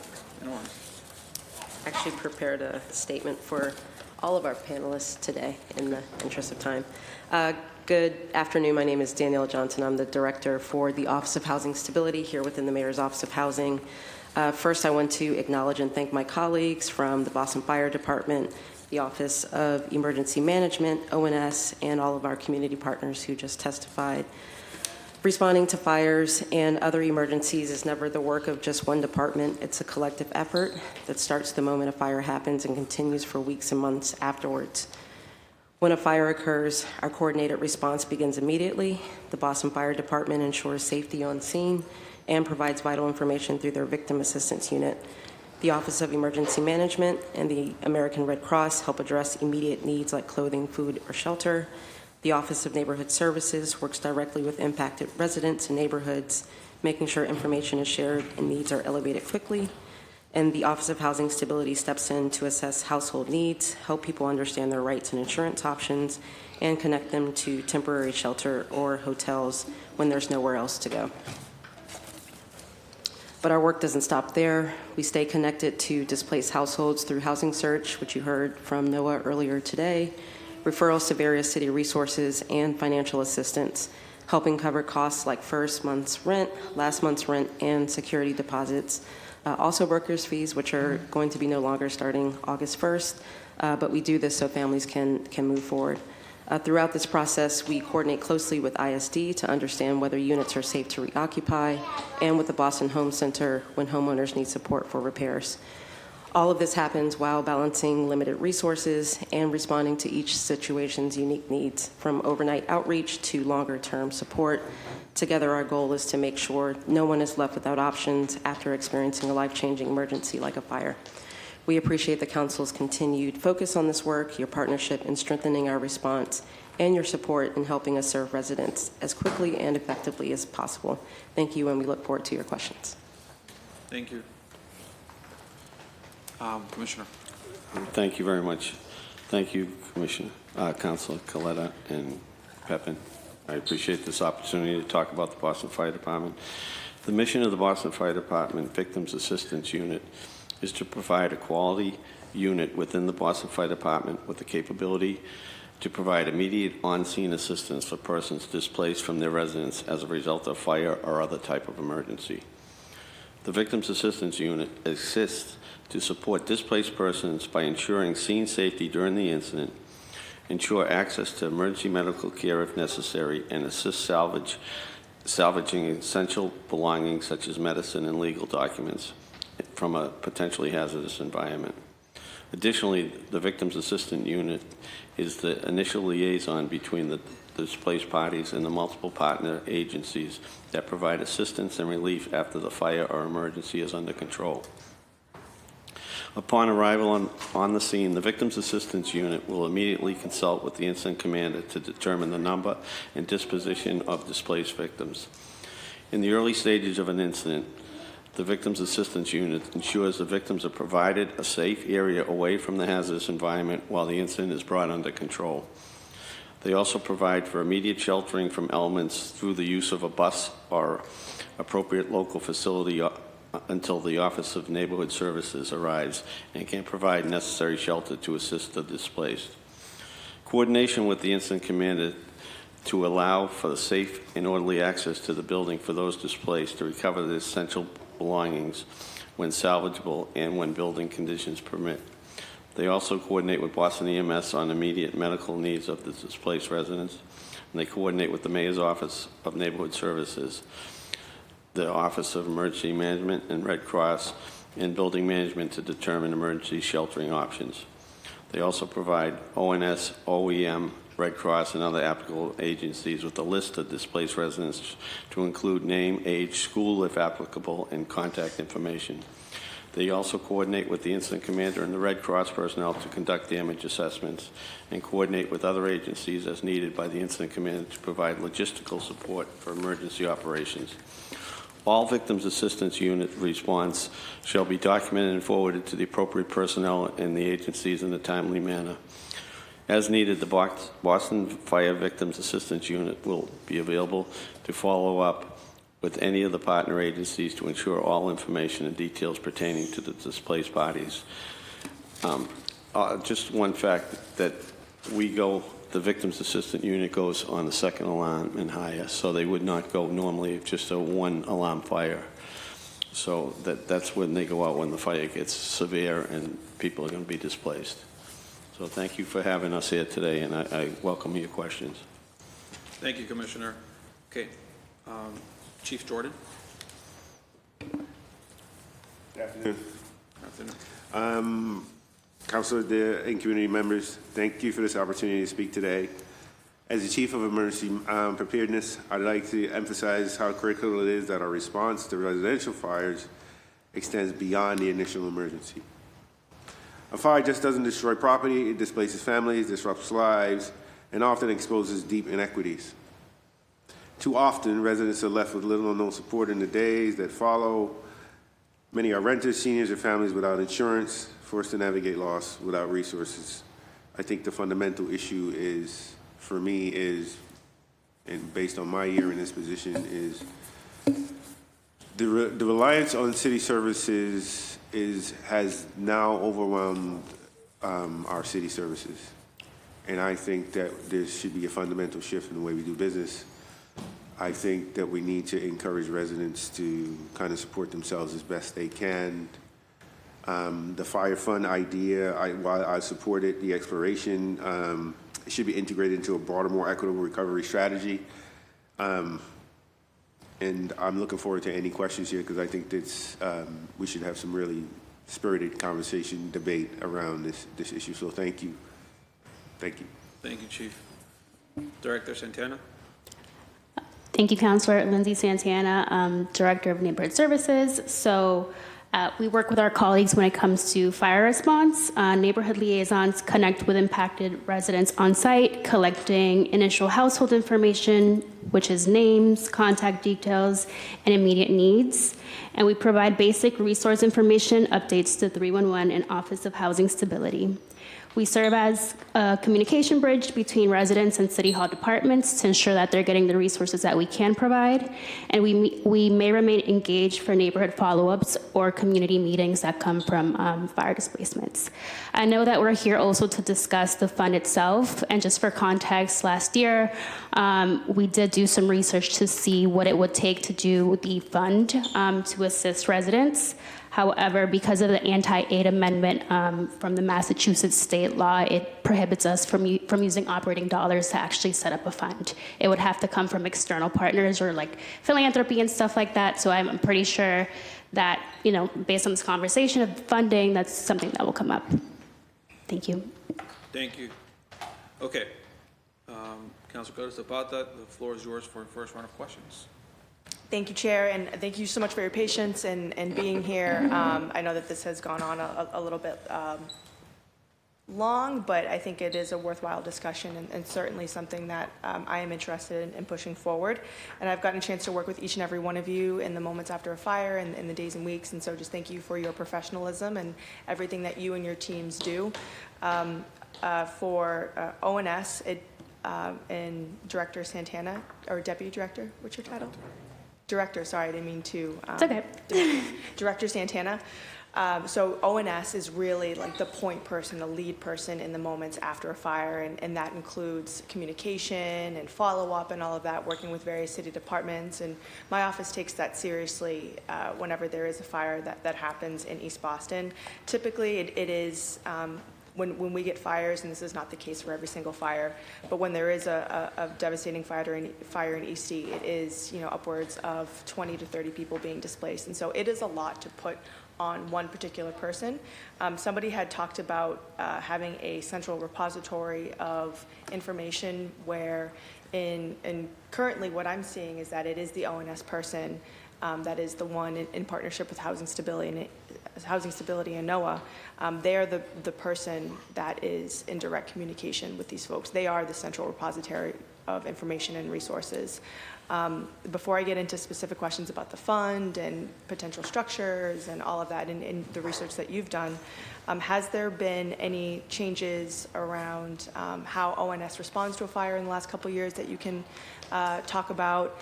Any operational advances that you've made, and some, more importantly, some opportunities that you see for ONS in responding to fires or emergencies? Thank you. Yeah, there's definitely been some shifts when it comes to how we respond to fires, or just how liaisons go. So when I was a liaison, we were on call for our neighborhoods 24/7. But something that we did in the past years is making sure that the liaisons are now covering 1 month out of the week, one week out of the month, to make sure that that helps with burnout. So they'll cover a different zone. So it's 5 to 6 neighborhoods, and they're on call for that week 24/7. But the other thing that we've implemented now that we have deputy directors is making sure that there's another level of coverage. So depending on how intense the fire is, if it's 2, 5 alarm, the East Boston one that you're referencing, it escalated to the point where the director also was on scene. So the liaison, the deputy director, and the director itself, to make sure that we're supporting based on the numbers that are actually there. But if it's a smaller fire where we feel like it's more manageable, the liaison will go on scene. But if they need support, the deputy is also available, whether that's phone calls to help kind of navigate that. So operationally, that's something that's been different that we're doing. Another thing that we have also implemented is like rideshare service. So before, it was kind of up to the liaisons to figure out how to get there, but making sure that we're giving the resources for the liaisons to feel supported. There's that ride share component. So just making sure there's more, I would say, support within our office when it comes to fires, and if there's more knowledge, or like how do we figure that out. But in terms of opportunity, I think there's always room for growth, right? But I'm curious, and if you guys have any ideas, and happy to talk those through too. And thank you for that. And it does seem like based on each individual fire, it is obvious that there are certain nuances and differing factors in every single fire. You see it citywide. I only see it in East Boston. How does, or I guess if you can explain like a successful model of what true support looks like what individual communities or neighborhoods have done to really be there for residents, and because your folks are doing the follow-up to these individuals afterwards, where they're maybe still trying to find housing, or they need food, or they need assistance with finding furniture, how could a fire fund ultimately help them where community or neighborhoods couldn't meet that need in the way that maybe East Boston does? And I am biased. I think East Boston does a great job. But if you have any other successful models, I would be curious to hear about them. I can't necessarily say I know a successful model. I would have to agree with you. East Boston is a very different experience when I am looking at the fires that we cover across the city. I see that there's a different level of support, or like neighbors really come together, like you come to fires. I've seen Ramondaro at fires. Like, I think it's just a different experience depending on the neighborhood. But I think a fund itself, again, we can't necessarily use operating dollars, but one thing that I've seen that EC does is just like be able to pull that money together to figure out what the family needs and support each other. So like, it's always something that I tell like Roberto or like other liaisons. It's just like it's a different experience depending on what the neighborhood itself and how it organizes. It just feels like East Boston's a bit more organized when it comes to stuff like that. Thank you. And zeroing in on the fund a little bit, I was looking at various legal frameworks of funds across the city, and this is maybe for everybody, not just for Lindsay.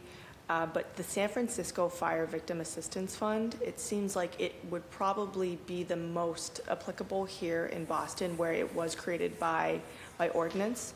And because we are limited by state law, where we're not allowed to use operational funds, I think that this model would make sense, where they're able to receive appropriated funds. I'm curious to know if they're allowed to receive operational funds, or maybe even capital, or whatever it is, but certainly private donations aimed at assisting individuals displaced by residential fires, and there's certain eligibility criteria, and maybe this is where OHS comes into play, where there are, they are able to provide like rental assistance to those who are displaced by a fire or by any emergency. This could be where OEM comes in, who earn up to 100% of the area median income. Now 100% is kind of high. I had heard 80%, I've heard 50%, and the benefit duration is up to 24 months for eligible recipients. That could be amended. If your income is below 70% of the AMI, the displaced person and the displaced person has not returned home or remains without permanent housing, that duration goes up to 48 months. And so I think that there's certainly something to look at here. Curious to know if folks have initial reactions to that, if that's something that you've also looked into.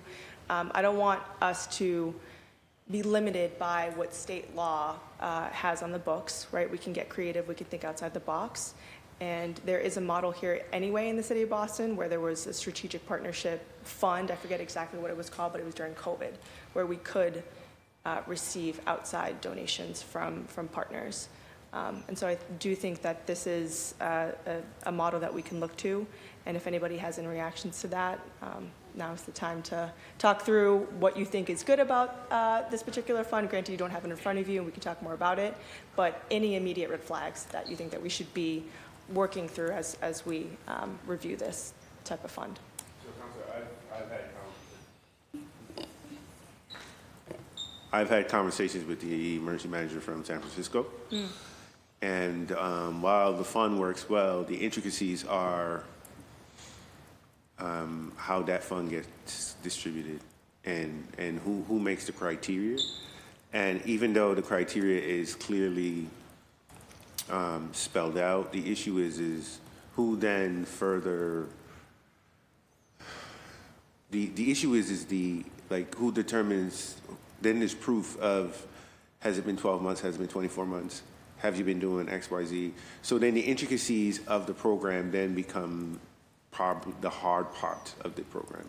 The initializing of the program worked well, she said, but then obviously then the intricacies of who gets it, how, proof, then that was a lot of the gray area, and that became it's still a headache to this point. So she warned that while the program read well, the day-to-day operation of the program and facilitated the intricacies of the program were are still very, very hard. So she said, just bear in mind that these programs, there are a lot of pieces to it. It gets tedious at times. So just bear in mind that if you were to do something like that, just make sure it's well vetted, and then my thought process, and then the question to you was like, who would then facilitate this program? If we implemented a program like that, then who runs it, who takes it? Like what body within the city does it? So that would be my thought, my process, my question to you guys, like who would facilitate this program? And it is a great question. We would have to create some sort of board. I think we heard from Lincoln, and granted, Lincoln and Boston, not apples to apples, apples to oranges for sure, but some things to review. They had talked about a board that you could set up that we would have to create. I'm pretty sure that San Francisco has a board, or I could be wrong about that. I'll double check and get the correct structure on the record. But in terms of trying to make it as easy as possible, because ultimately this is money that needs to get into the pockets of folks quickly. And the great thing about the structure that we have created in East Boston, in partnership with the East Boston Social Center as that fiscal sponsor, is that the only eligibility that you really need is, unfortunately, to be the victim of this emergency. And so the benefit of that, with some issues aside as it relates to legal status and privacy, the beauty of that is that you can get it to those folks quickly. And so no matter what, the structure of a fire fund would have to move expeditiously. I did like what Abigail had said from Lincoln about if you receive SNAP benefits or if you're on fuel assistance and there's already sort of these thresholds that have been met, and you've already demonstrated or provided paperwork to the Commonwealth or the City of Boston, you've received rental assistance, that automatically qualifies you for something like this. So I think it's just it would have to be an amalgamation of various programs that are already existing that would fast track you to get this money from this sort of fund. But I think there's still a lot more that we have to figure out. But this is a part of that process, is just kind of talking through what some of the operational challenges might be. I'll just add, as someone who runs sort of a emergency fund, I echo Chief Jordan's sentiments in terms of who's going to manage this process. I like the idea of a board having that discretionary authority, but also think about the prioritization. How are we giving funds to one community and making sure that that's equitable? So I think that's also something to take into consideration. We heard from the prior panelists around other resources that are available. So to your point around making sure that things are centralized, making sure that the board or whomever is going to be tasked with operating this fund has those resources readily available, so that when someone reaches out, when one of you reach out, we can easily say, we know for certain that this entity or this body has the information needed. But fully support it, but do think there are some pieces, to your point, Councilor Coletta Zapata, that we need to think about. Thank you. And maybe we should have somebody from Treasury here, so this can be a follow-up question, but do we know if there's a set reserve that the city already has to receive outside donations? Is that fund that was created under COVID, the COVID Recovery Fund, I think is what it was called, is that still in existence? Does anybody know that? I think that's a Treasury question for sure. Okay, we could follow up with that through the chair. I'll just submit that for CFO Grafenberger. But Commissioner Burke, while you are here and your team is on scene, has there been talking about the equity component and making sure that we are, if this fund were to exist or be established, that we are distributing the funds equitably? Are there any patterns or hotspots where we see more severe impacts from residential fires? Would it make sense to have even or work through individual neighborhood emergency funds where it is the nonprofits that are doing a lot of the legwork to set it up, and we have residents of that particular neighborhood donating into that fund rather than a citywide model? Just curious to know if there's any hotspots or patterns. Not that I know of. I think one point we're missing here is everybody owns these buildings, maybe not the tenants that are in them. Our first avenue should be to go to the insurance companies of the owner and say, listen, we're not waiting. We should have some type of enforcement arm that makes them pay. Those landlords should pay for that housing. If these people are displaced and they own this home, they're off-site landlords, they have insurance. That insurance should pay for housing for the people that are displaced. I think that there should be an enforcement arm which wouldn't require money per se, but just somebody coming down on the insurance company and the homeowner to provide safe haven for the people that are displaced. I mean, the few exceptions might be public housing, that would fall on the city. But I think most buildings are owned by somebody, and they have to, even if it's your house that burns, you have insurance.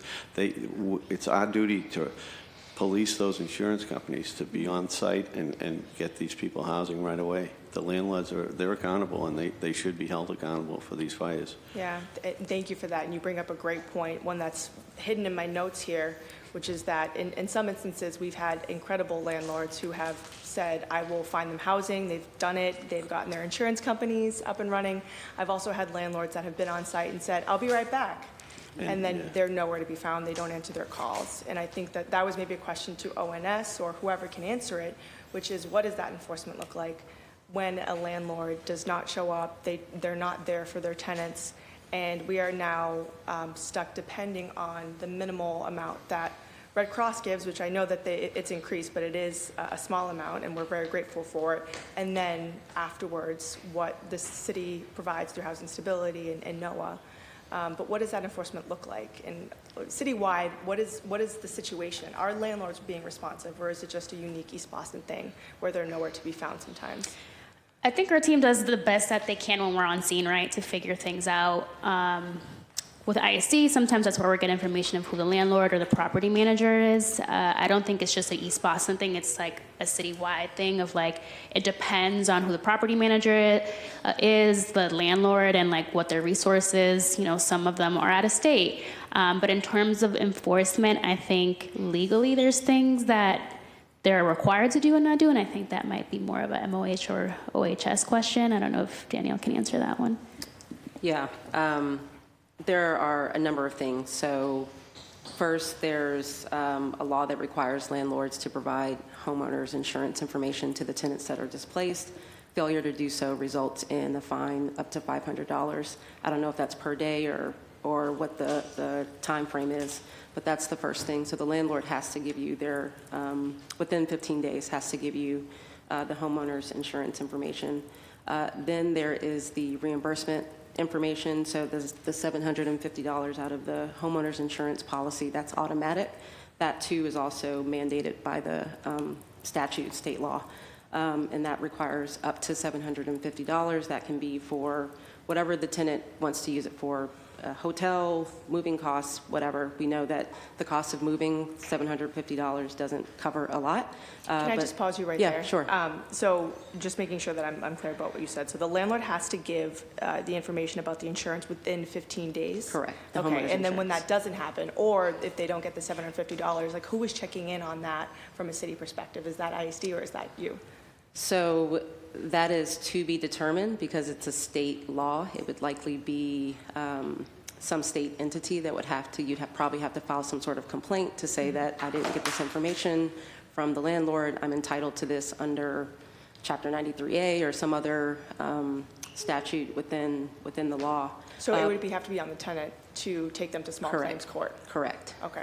But then there is also the state sanitary code, and there is a provision within the state sanitary code that says in situations where the unit is uninhabitable or the tenant cannot be in the unit for a certain time frame, whoever is the person that does inspections, which for the city would be ISD, they'd have to come in and say this unit is uninhabitable. We're going to do some sort of hearing, which ISD does pretty frequently.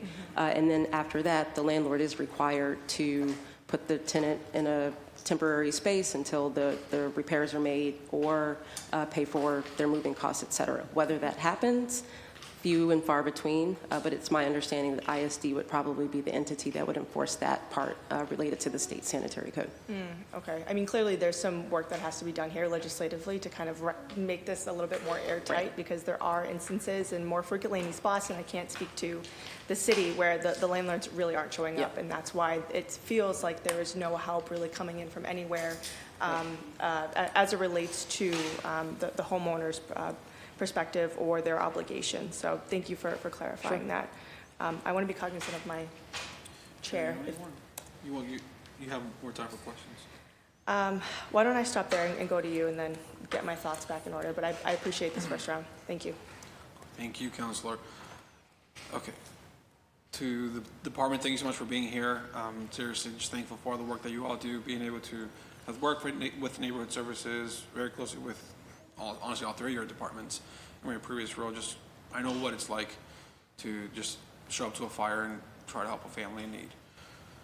My first question is to Director Johnson, and it's similar to the question that I asked Noah.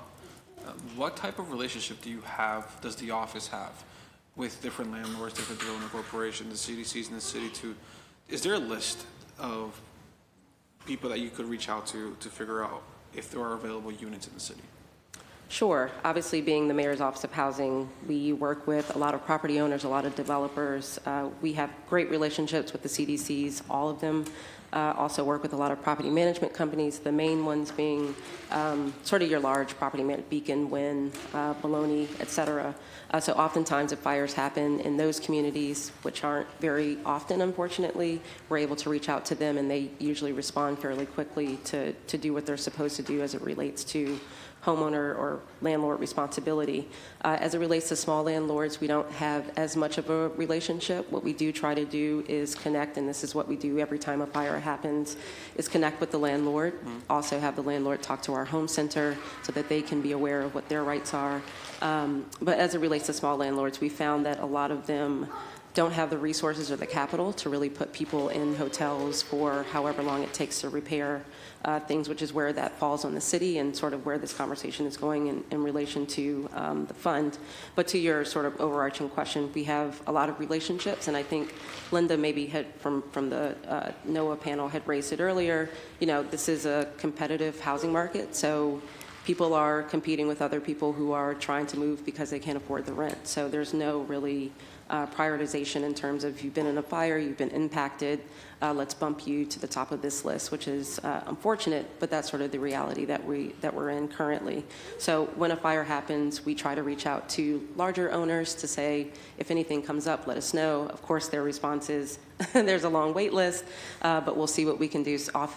There's off chances where there is opportunity to place households who are impacted, but it really depends on the market and where things stand. So our relationships are strong. We try to utilize those as much as possible, but understand the other piece of it, that there are many residents within the city of Boston who are looking for affordable housing as well. Right. I have a follow-up question to this too. When there's a fire and they're all tenants, none of them are like they're not the landlords. Mm-hmm. Do they have any protection or any sort of something? Is there something in place that they say once it's redone, they can go back? And the reason why I bring this up is there was a fire in Rosendale before I got into the office, but it was a triple decker and it got redone, and none of the families that got pushed out were back into that triple decker. So I was like, why weren't they the ones to get the first dibs at those units? Yeah, a lot of times some households may say this is going to take too long, so I'm going to look for other housing, and they move into other housing. Other people can't have that privilege, so they have to wait. And in those instances, sometimes landlords don't do what they're supposed to do, which is offer the unit back to the person that was displaced.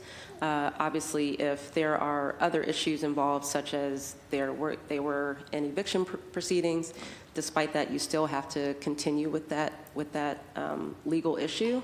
And if the landlord doesn't want to rent to them anymore, again, they'd still have to go through the legal process. So to your point, it's a matter of educating landlords as well to say, yes, this has happened to your unit, to your building, but the tenants do have a right to return, and that's baked into the law as well. So making sure that landlords understand that as well. But most of the time, the repairs take 6 to 12 months, and people can't wait that long to move back into the unit. Okay, thank you for that. Yeah, so there is some sort of protection there. Correct. Okay, correct. Depends. Okay, my follow-up question, my next question is for neighborhood services. And the previous panel, we heard about the East Boston, is it the East Boston Social Center? Do you guys keep track of organizations like those in other neighborhoods? I feel like building those relationships with other organizations, if they exist in other neighborhoods, would be beneficial. I don't think we have a tracker or like we track it in that way. If the liaison has developed a relationship, obviously we encourage them to develop a relationship with any organization within their neighborhoods. Like that's something that we do foster, but it's not like we're keeping track of it necessarily. Right.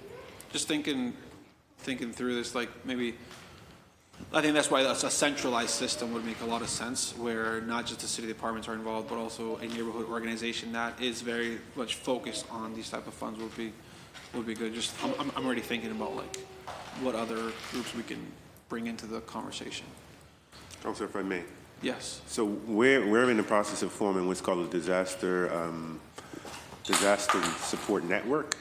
We got funding through one of our grants. So my regional catastrophic grant preparedness team is building out a disaster resource network where we get information we go to the communities and we solicit information about organizations that are willing to provide resources, whether it be shelter, for short-term shelter, space, for people to come in out of the elements. So we're building out a disaster network that we can then distribute to the other folks on the panel so they have the information that we compile.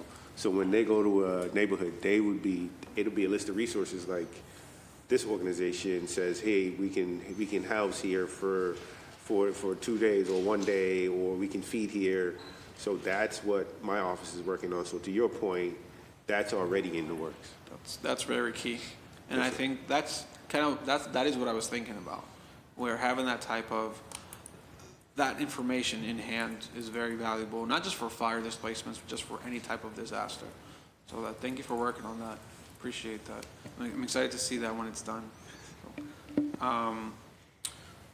Not necessarily a question, but working with the Treasury Department before and knowing there are grants there are funds that exist that the city can give to residents, like the ones that I'm thinking about is, it's a very unfortunate one, if there's a victim of a homicide and the city does provide money or relief to the cost of a funeral, etc.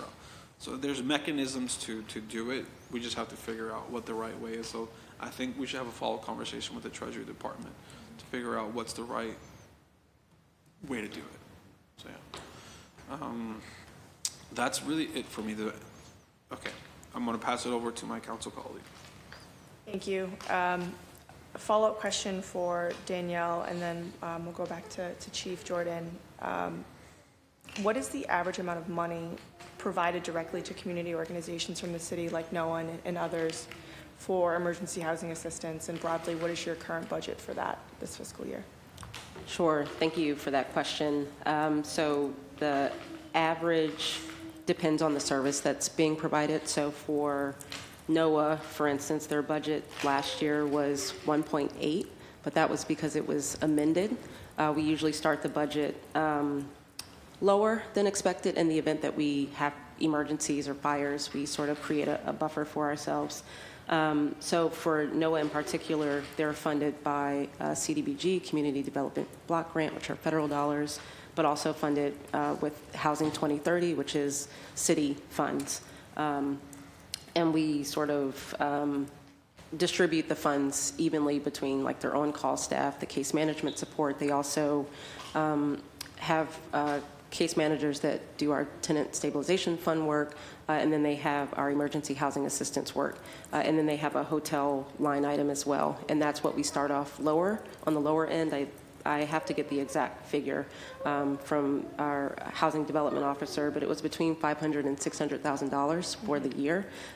We went well over that, just understanding the impacts of fires and understanding that even though the stay at minimum is 30 days, realizing that if you don't have a voucher, if you're a mixed household, with EA changing quite frequently, that can cause your hotel stay to be extended. So it was about $500,000 to $600,000 for just their hotel line item budget. And then I believe this year we've spent about, and this is probably through May, almost $1 million just on hotel assistance. $1 million, okay. And that's city funds, that's not CDBG or anything?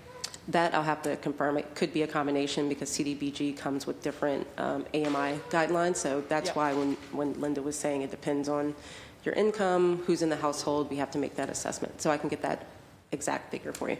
Okay, that would be great. And of course, my thought is like, all right, well, what is the cost savings that we could potentially give the city if we're able to crowdsource? Obviously, it's not going to cover all of that, but it would be able to allow the city to redirect these funds in a different way if it's if it's covered by outside sources. Chief, you had mentioned that you've already talked to San Francisco. This is your work. You do this day in and day out. What sort of conversations have you had that you think would be beneficial or productive to know about in this conversation? And are there any models that you have seen that have been successful that you're interested in pursuing for the city of Boston? Well, initially we had talked to Cambridge because when I got appointed a year ago, my first conversation from hearing about the fund was we heard that Cambridge had a sustainable fund. And then we talked to Cambridge, and then nobody talks about the intricacies of the program, how difficult they are to actually facilitate. So once we started to talk about that, we started talking to the law department here, we realized it was not going to be simple. But from my conversations with other departments, other agencies, other cities, the other thing I've gleaned is that the onus on us through whether it be education and insurance is where they have put a lot of their resources as well. They have door-to-door campaigns where the focus is on educating the folks in the neighborhoods, right, especially the vulnerable neighborhoods, as to the importance of the insurance and the insurance coverage. And I think we need to shift the way we've thought about the process. While these other processes are in place, Counselor, I think our focus needs to be in the communities that we serve. I think the most important work we can do is door-to-door community work, just educating people on the simple basics of stuff like homeowners insurance, renters insurance, to help facilitate some of these issues short-term while we work on our long-term solutions. So from my conversations to a person, it has been about, here's what you do in the meantime. While you're working in the background of these other things, make sure that you are disseminating as much information about insurance as possible. And I think that that's going to need my office's focus, along with our disaster resource network, is about getting out Saturdays, handing out pamphlets. As antiquated as it seems, right? That's the approach that works. Old flyer, giving out flyers about insurance in different languages. I think that's grassroots, and that's how we get it done in the short term. Somebody who cut their teeth on grassroots campaigns, I 100% agree with you and think that they are the most effective way to get the word out about anything. And I do appreciate that approach of being more proactive than reactive.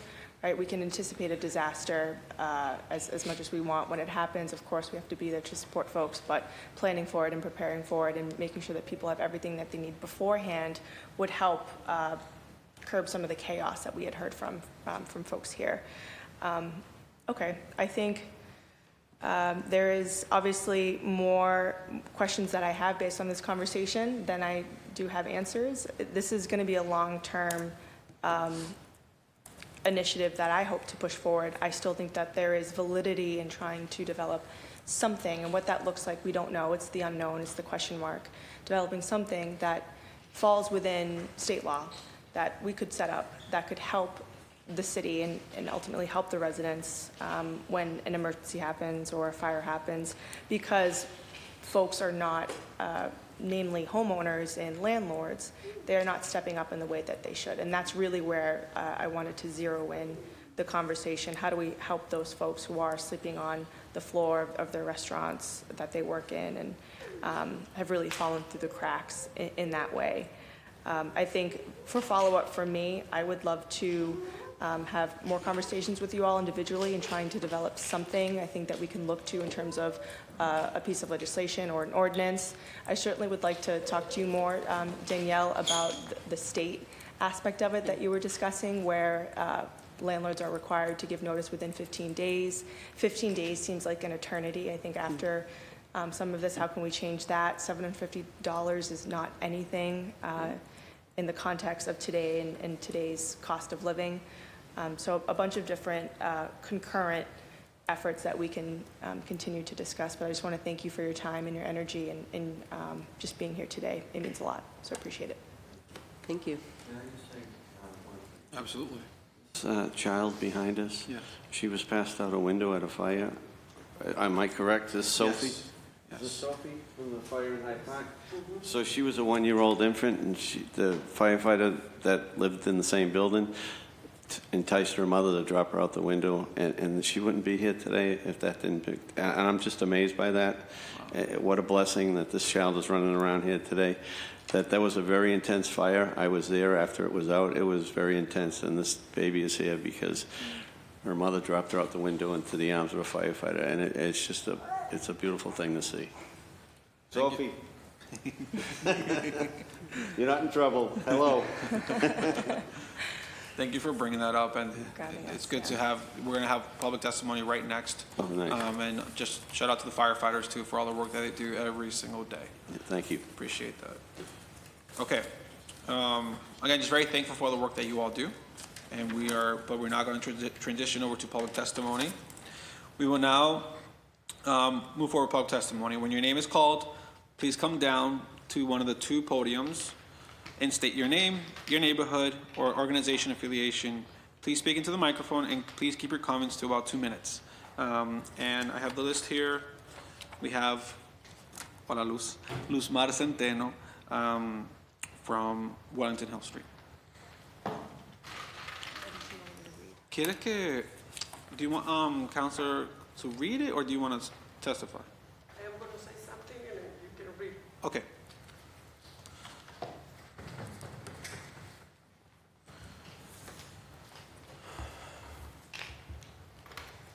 Good afternoon. My name is Luzmar. This is a very emotional moment for me.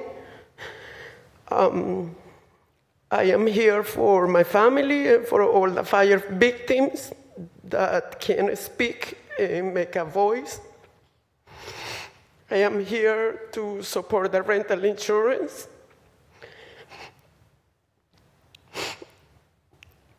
My apologies if my testimonies reveal too much information, but it's true and from my pain.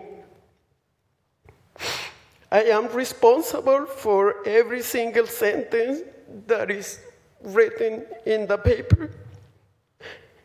And you are welcome to ask me for any proof or any witness. I have it all. This is not about the money. This is about the unnecessary pain when a system does not work correctly. And I am tired of knocking doors. And I am grateful for this hearing. I am grateful for your time. I am grateful for all the community. And lastly, I would like to ask the councilors to please follow up with the victims and not make just papers, just reports. Talk to us. It's many of us hiding in pain. Thank you. Thank you, Luzmar. I know that my colleague is going to read a bit of your testimony. Sure. Thank you. And this is a direct personal request that was made by Luzmar, so I will honor that request. And if it's okay, because this is a pretty long letter, I will enter it into the record and just generalize what you have said. Thank you. Sure. Good morning, members of the council, Madam City Council President Louis Jean and staff of the City Council, representative from our emergency departments, dedicated community activist, Burkez Diaz, and my fellow Bostonian families. My name is Luzmar Centeno, and this is my daughter, Sofia Lucero Mendez Centeno, who is 4 years old. We currently live in Mattapan. I stand before you today not just as a fire survivor, but a testament to the urgent need for a radical shift in how our city supports its residents in the devastating aftermath of a fire, particularly concerning the administration of emergency shelter and housing funds. On July 17, 2021, at 7 a.m. on Sunday, my family and I were narrowly escaped a terrifying fire at 22R Norton Street in Hyde Park. We almost lost our lives. I'm here today for my mental well-being and to set a good example for my 3 beautiful children, Anderson, Fernanda, and Sophia, whom I had to pass from a second-floor window into the arms of our guardian angel, our neighbor and retired firefighter Daniel Loring. Thank you. While God's grace and prayers from my mom and Catholic group in Rosendale saved us, the immediate period that followed revealed a broken system from the city, one that failed us repeatedly when we were at our most vulnerable. Today is a difficult day, difficult week, and a sad month for my family. We still endure ongoing health issues, panic attacks, various other health issues. These are not just good ideas in how to do your job. This is my personal opinion and story based on my experience and my family's hardship. One thing that she highlights is inaccessible and impersonal application processes. And her solution is to implement a compassionate, trauma-informed intake process, leveraging existing city databases, fire department reports, and police records to verify victim status. The second issue was breakdown in communication and coordination between official and partner agencies with a solution to establish clear mandatory communication protocols and regular data sharing between city departments. The third was a lack of timely and comprehensive support with a solution to extend initial temporary shelter durations based on individual family needs with clear, consistent communication about extensions and next steps, and managed by trained social workers capable of solving immediate challenges. The fourth, insufficient landlord accountability and tenant protection. Implement strict regulations and enforcement mechanisms to hold landlords accountable for fire safety and tenant support. Neglect of children's need and lack of school system coordination, with the solution to establish a direct mandatory communication channel between emergency responders and Boston Public Schools, as well as their social workers and relevant authorities, just to inform the adults about students affected by their fires and to check in on their trauma and loss. And then last, she mentions that the broken system leaves families like mine to navigate an impossible maze during their darkest hours. The creation of a standardized process and a dedicated fire victim fund is crucial. It has to be designed with these families in mind based on their experiences and ensuring immediate access to shelter, housing, stability, food, empathetic guidance through recovery and long-term solutions. And she thanks everyone for their time and commitment to making this fund truly possible for Bostonians and not just words, but actually hoping for all of us to take action. So Thank you. thank you. Thank you so much. Thank you, Nosmad. Do we have any virtual? No? Okay. Well, just thank you so much, Nosmad, for that for that testimony. And okay, we're moving on now to closing remarks. I will allow my council colleague to provide some closing remarks. Thank you, Councilor Pepin. I really don't have anything that hasn't already been said. I do just want to highlight that I've also received another letter from an East Boston resident, Claudia, who lives at Condor Street, who dives into the issues of mass law requiring landlords to provide short-term emergency housing mandated at $700 per household. This is simply not enough. The current system relies too far on community-based fundraising and charity to meet residents' most basic needs after these disasters. Establishing a dedicated victims fund would ensure that no family in Boston is left without shelter, food, or essential resources in the aftermath of a disaster. It would provide a standardized, equitable process for helping residents rebuild and reduce the burden on already stretched community departments and organizations. So I think that sums up exactly what I'm hoping to accomplish here. And just want to thank you all so much for your time and the work that you do every single day. And want to thank you, the chair, for holding this hearing. Thanks, everyone. Of course. To the panelists, thank you so much for today's testimony. To the previous panel, thank you so much as well. To the residents that are in the room, thank you for being here and sharing your story. To Councilor Coletta Zapata, Councilor Worrell, and Ruth Louisiane, thank you for co-sponsoring this very important hearing. This is a very important topic in our city. There's a lot of people that are impacted by fires every single day. Just yesterday, I was helping out a community leader in Mattapan who's a coach for the Mattapan Patriots, lost his home recently because of a fire. And it's just one of those topics that we'll never get right because it's sometimes due to Mother Nature. And we as people need to come up with solutions to make it as easy as possible for that transition. But I think that when we come together and we put our ideas with the community, the residents, and our knowledge here at City Hall, I think we could truly bring some good solutions to the table. So I'm just grateful to be part of the conversation. But with that, I would like to say that this hearing on docket number 0314 is adjourned. Thank